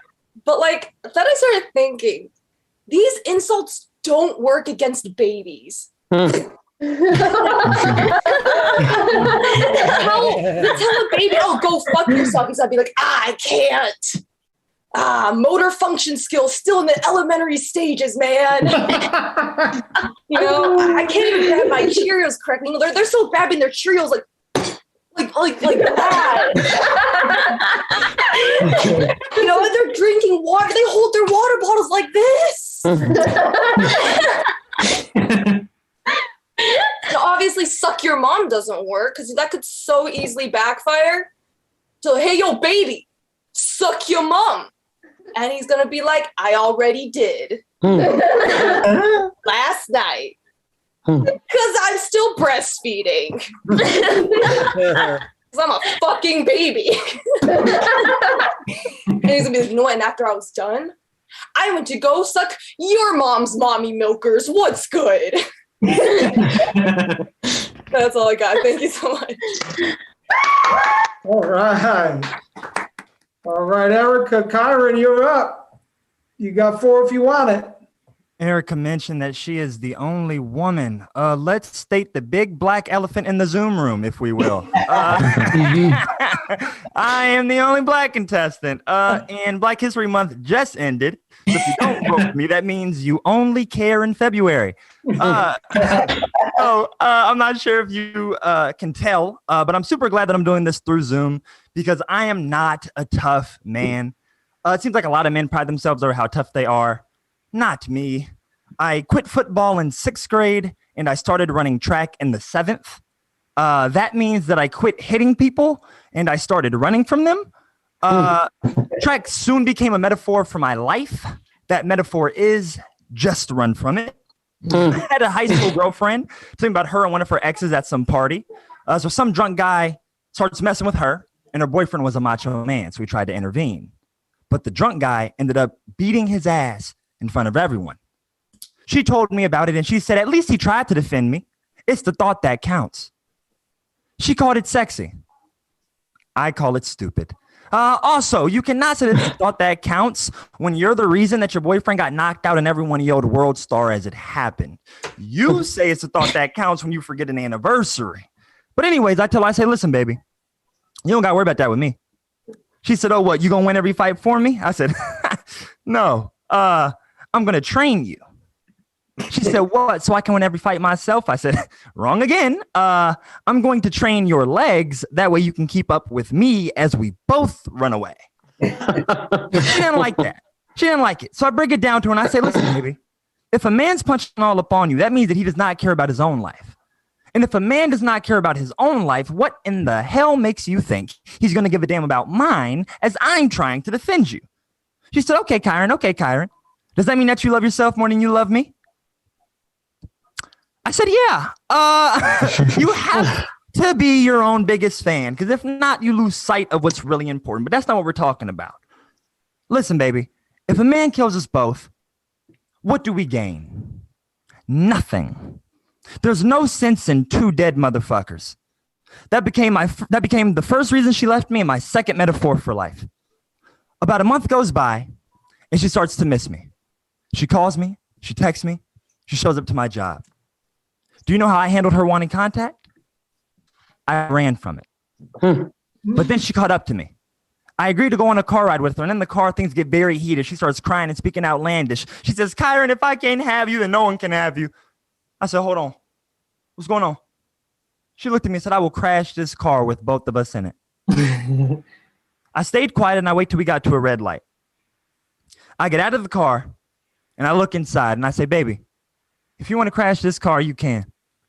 I'm just not going to stick around because there's no sense in 2 dead motherfuckers. And I ran home. Thank you, ladies and gentlemen. All right. Got it, bro. We had Erica, we had Kyron. Here we go. It's time. And there's the screen. Thank you, Annie, for sharing that bracket for everybody. Fantastic. And it's time for you guys to decide. Erica first, Kyron second. And it's up. Sterling, how you doing? You keep spotlighting me. You doing? Say hello to Sterling one of these days here. Hello, how you doing? He's the Hey, hello, Sterling. Doing good. March Madness ref. How many years have we been doing this now? Sterling joined us. We've been doing it 4 years ago. 3 years ago. Yeah. Yeah. 4 years ago, and I still love you. And we've never had a fight. One of the best relationships I've had with a man ever. You're the perfect man. You don't demand anything. I don't have to see you naked, and you don't owe me any money. Well, moving on to the final round tonight is Erica, ladies and gents, and others who don't identify. Yes. Okay, so did we get Gianmarco back? That's the Yeah, I'm here. Can you hear me? He's here. Okay. Yay! Gianmarco, you are up, my friend. You've got 4 if you want it. Whistle at 4. Light at 3. Okay. Oh, great. Hello, guys. This is I'm running around. I'm honored to be back. This was never my plan to do stand-up comedy. I went to college for musical theater, and I have a PhD in imagination. But it means I'm what's known in show business as a triple threat. Threat number 1, I can act. Threat number 2, I can sing. And threat number 3, I'm annoying. Last year started out really nice for me. I actually made my TV debut last year on Law & Order SVU. I played Ice-T's waiter. It was a small part, but I wanted to do well as TV. So to prepare for the role, I actually became a waiter for 12 years. Oh my! I even used to have one of those jobs where, like, between taking people's orders, I'd sing musical theater songs, which some people hate, and it's not what Chipotle is known for. But people tip more. People tip more when they know what your dreams are. Like you would tip more at Chipotle. You would tip more at IHOP if you got to see your waitress have custody of her children. Okay. Oh, whew, good. I'm glad you guys like that. It's a sad joke. I'm depressed. My mom told me today. She said, "You're an actor. Why don't you act like you're not depressed?" and so I said, "Mom, you're a yoga teacher. Why don't you go fuck yourself?" Now that's a joke, of course. That's a joke. I love my mom. I call her every time I forget the HBO password. I called her before the Game of Thrones finale because the password wasn't working. And she said, "Oh, yeah, I changed it to my birthday." And I was like, "Could you spell that for me?" And she said, "Sure." She said, "Sure, it's YESTERDAY." And I was like, "I'm sorry, capital Y?" My mom, she's always trying to, she's Jewish. She's always trying to set me up. She wants me to date someone else who's Jewish. Like she's a yoga teacher, and she'll tell me, she'll be like, I have this new client. He's cute. He's single. He's Jewish. He played Division I basketball in college. Now he's a Jewish podiatrist. And it's like, she knows I'm straight. I'm straight, but I'm very theatrical. So like, I finger women, but only with jazz hands. I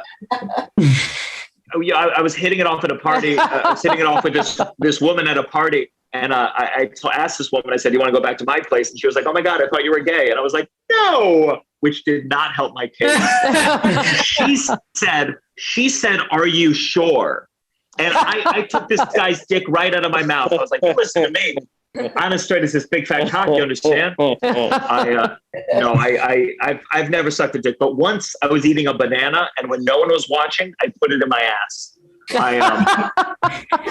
Keep the peel on, okay? Oh my God. I don't think men have as much room to explore with their sexuality without being labeled. Like, I know so many women that make out with other women and still call themselves straight, which is fine. I think that's great. But like, if I ever made out with my buddy Chris, do you know what all my friends would say? Finally. God, this is quite a tournament. I thought things would be going so well. A couple years ago, I had an audition for Game of Thrones, and obviously I didn't get it, or I wouldn't be doing this shit. But I remember I walked in the room, I was ready to go, and the director said to me, "First, we need to see you in your underwear," which is not what I was expecting. So I put my underwear back on. Oh God, I miss this. I miss stand-up so much because I'm what's known as an extroverted introvert. Which, if you don't know, basically means it's like when I'm talking, I'm very extroverted. But if you're talking, I'd rather be alone. I hear talking. I don't know if that's a version of the light. This is all. These. I just had a live show. Going from a live show to a Zoom show, it's like going from having sex with a woman to getting kicked in the dick.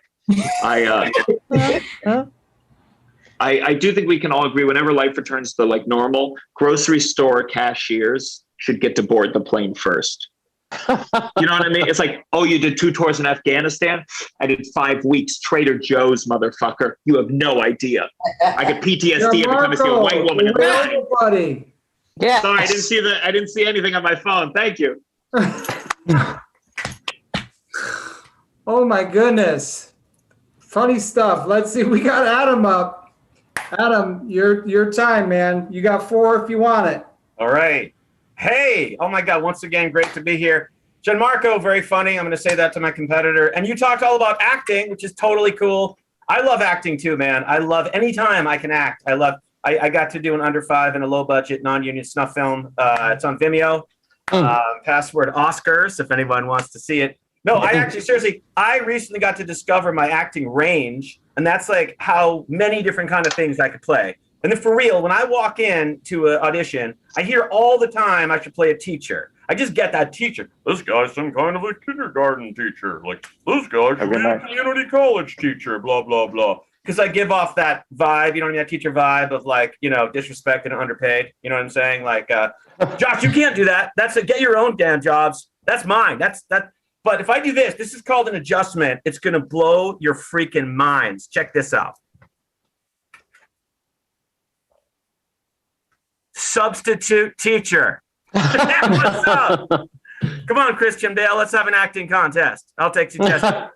Seriously. But a lot of people smoke pot, man. More people than ever are smoking pot now. And I smoke pot. I started when I was in my teens, but then I stopped a few years later because the pot got too strong and I would just get way like crazy out of my mind high. I'd be sitting at a party for real. And in my mind, I'd be looking around thinking, why is everybody laughing at me? Why is everybody looking at me? Why are they laughing at me? Which is ironic because now I'm a comedian and I'm like, why isn't everybody looking at me? Why aren't they laughing at me? Laugh at me. I'm funny. Laugh at me. But I have to say, I love the marijuana culture. It's such a generous culture. It's so giving, give what you got. Like all those years, man, I'd be at a party and people would be passing around the J and they'd want to include me and they'd reach out to give it to me. And I always felt bad saying no, but I always wish they were passing around something that I really like. Like, hey man, you want some coconut cream pie? It's 23% coconut cream, brother. Get you full. And I ate the whole pie, and today that guy's my pie dealer, so it all kind of worked out. But I start reading stuff like it worried me. Like I read that marijuana seriously messes with your depth perception. And that's serious, by the way. I'm telling all the kids out there, you do not want to mess around with your depth perception. Because I remember once I got so wasted that I thought I was like that far away from success. And was I wrong on that one? I was off by miles. Oh my God. That was, I'll tell you guys that not long ago, our son had a formal graduation ceremony from preschool. Yeah. No, I think it's incredibly stupid too. Like these little 4 and 5-year-old kids, and I swear they were wearing caps and gowns. They had diplomas. They played pomp and circumstance. At my first ever formal graduation, some of the kids had beards and criminal records. A few of them had kids. These kids didn't even know what graduation was. They thought they were all dressed as Batman. And the parents were like, oh, look at our precious scholars on this eventful day. And I'm like, what? Valedictorian is eating boogers.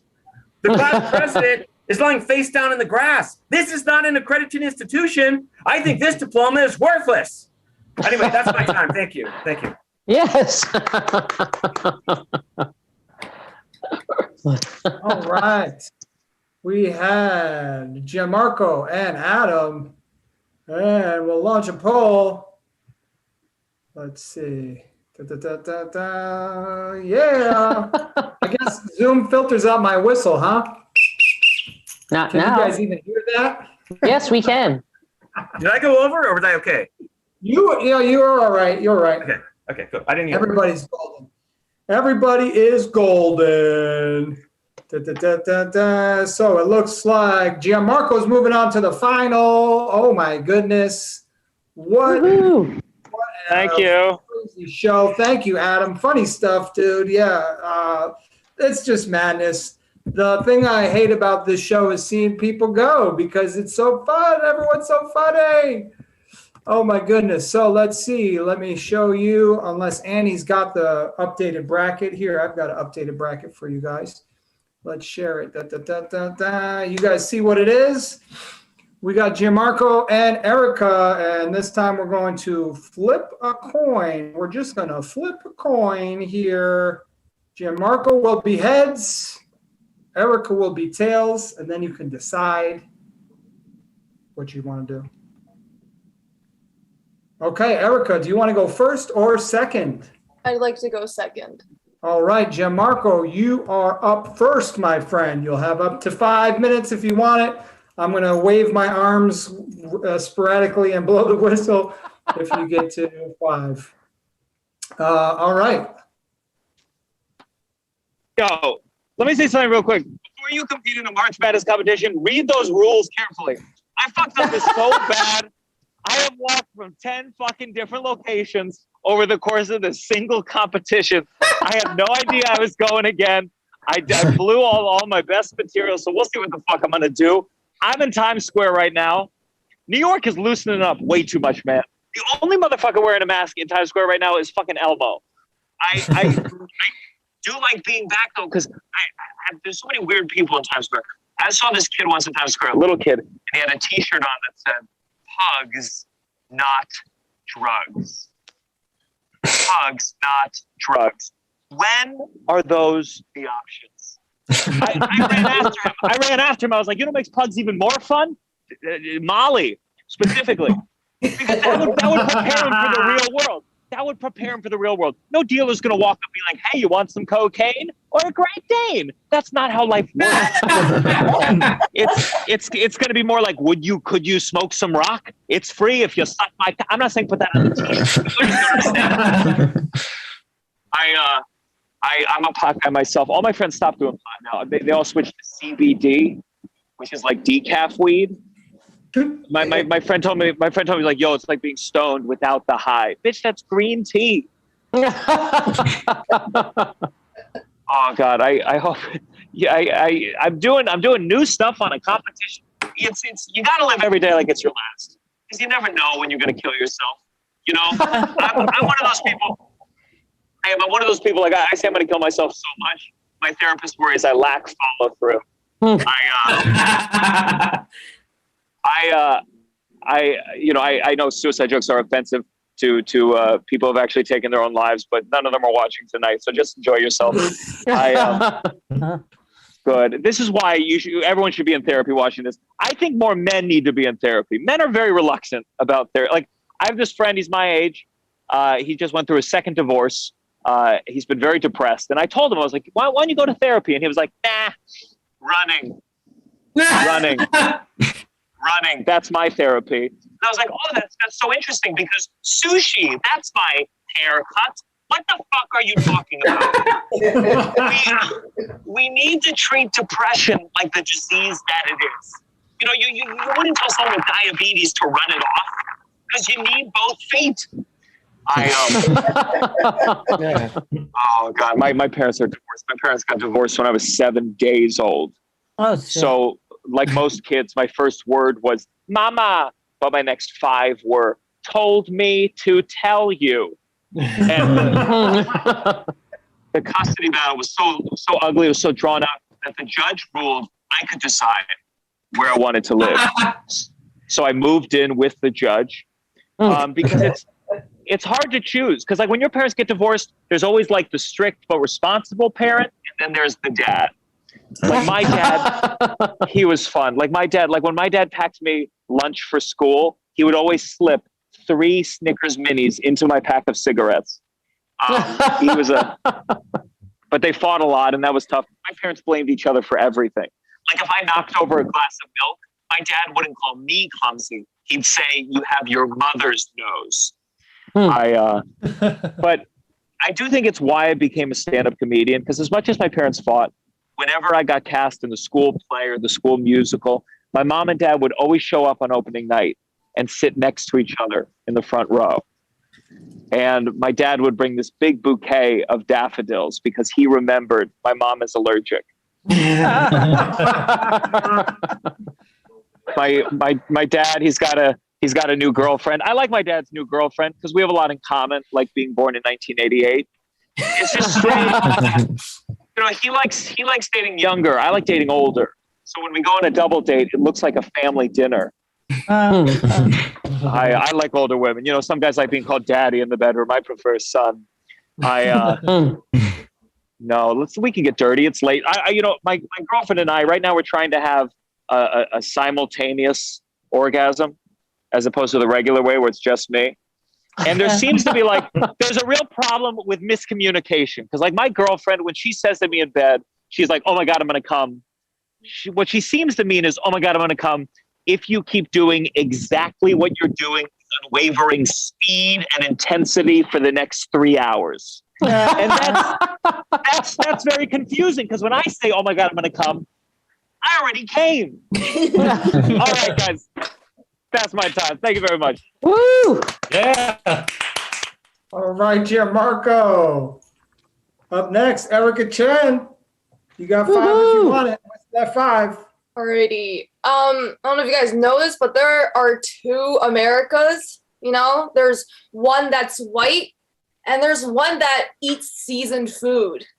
Yeah, I don't know how white America has it hard. But yeah, I've noticed that the best Chinese restaurants always have the lowest ratings on Yelp.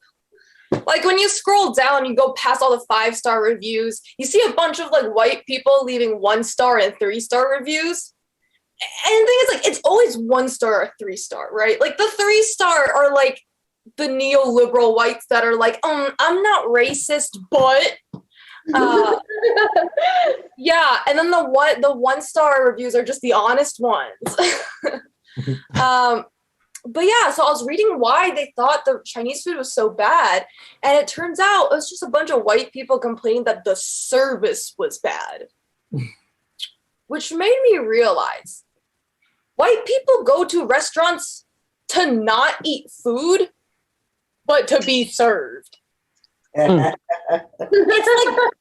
like going to Walmart and complaining that the restaurants didn't have 3-ply toilet paper. You guys are doing it wrong. White people, if you want to be served, you want to be treated well. And food is kind of just like a nice little perk on the side. It kind of sounds like what you really want is a sugar daddy. Yeah, you guys want a sugar daddy. And this makes sense. No wonder everybody's so pissed off about no indoor dining. You guys are fucking repressed. You can't get a sugar daddy because it makes you look bad. There's some negative stigma surrounding it. And you got to take your anger, frustration out on minority businesses. Nothing to do with racism, this whole corona thing. Nothing. So it's people that are white privilege, stupid libtards. They're making everything about race, taking away our American beef steaks because cow farts making air too hot. Ooh. But yeah, I was thinking the other day that as a child, I really missed out on that moment where it's raining outside. And so you put on your rain jacket and your rain boots and you go out and jump in the puddles and splash around. Yeah, I never had that experience. And I think it really made me into the person I am today because as a kid, I ended up making my own puddles. What does that mean? If you're nosy, you little bitch. I peed at a McDonald's playground when I was 5. That was my puddle. I didn't even jump in it. I kind of just sat in it, I marinated it. I basted myself like a Thanksgiving turkey. It was a pivotal moment in my life. It's kind of like the scene from the movie Moonlight. You guys don't know it. The main character is a little boy named Chiron.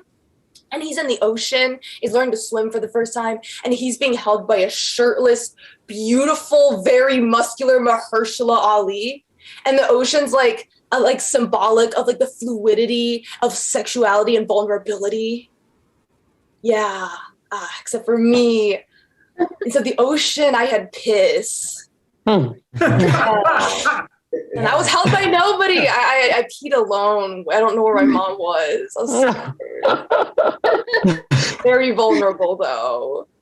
But yeah, I was also thinking the other day, if penguins were people, they would 100% be white people. Like, only white kids would be showing up to school wearing a full tuxedo. Like they come to school dressed like the Monopoly man, trying to figure out which black family to kick out of their home today. You know those kids? Also, white people are never bothered by the cold. Only white boys showed up to school in basketball shorts, even though it's negative 15 degrees outside. White people engage in this social activity called the polar plunge, in which they just run into an ice cold lake and call it fun. And also, you guys might be thinking, well, emperor penguin, emperor Chinese, wouldn't they be Asian?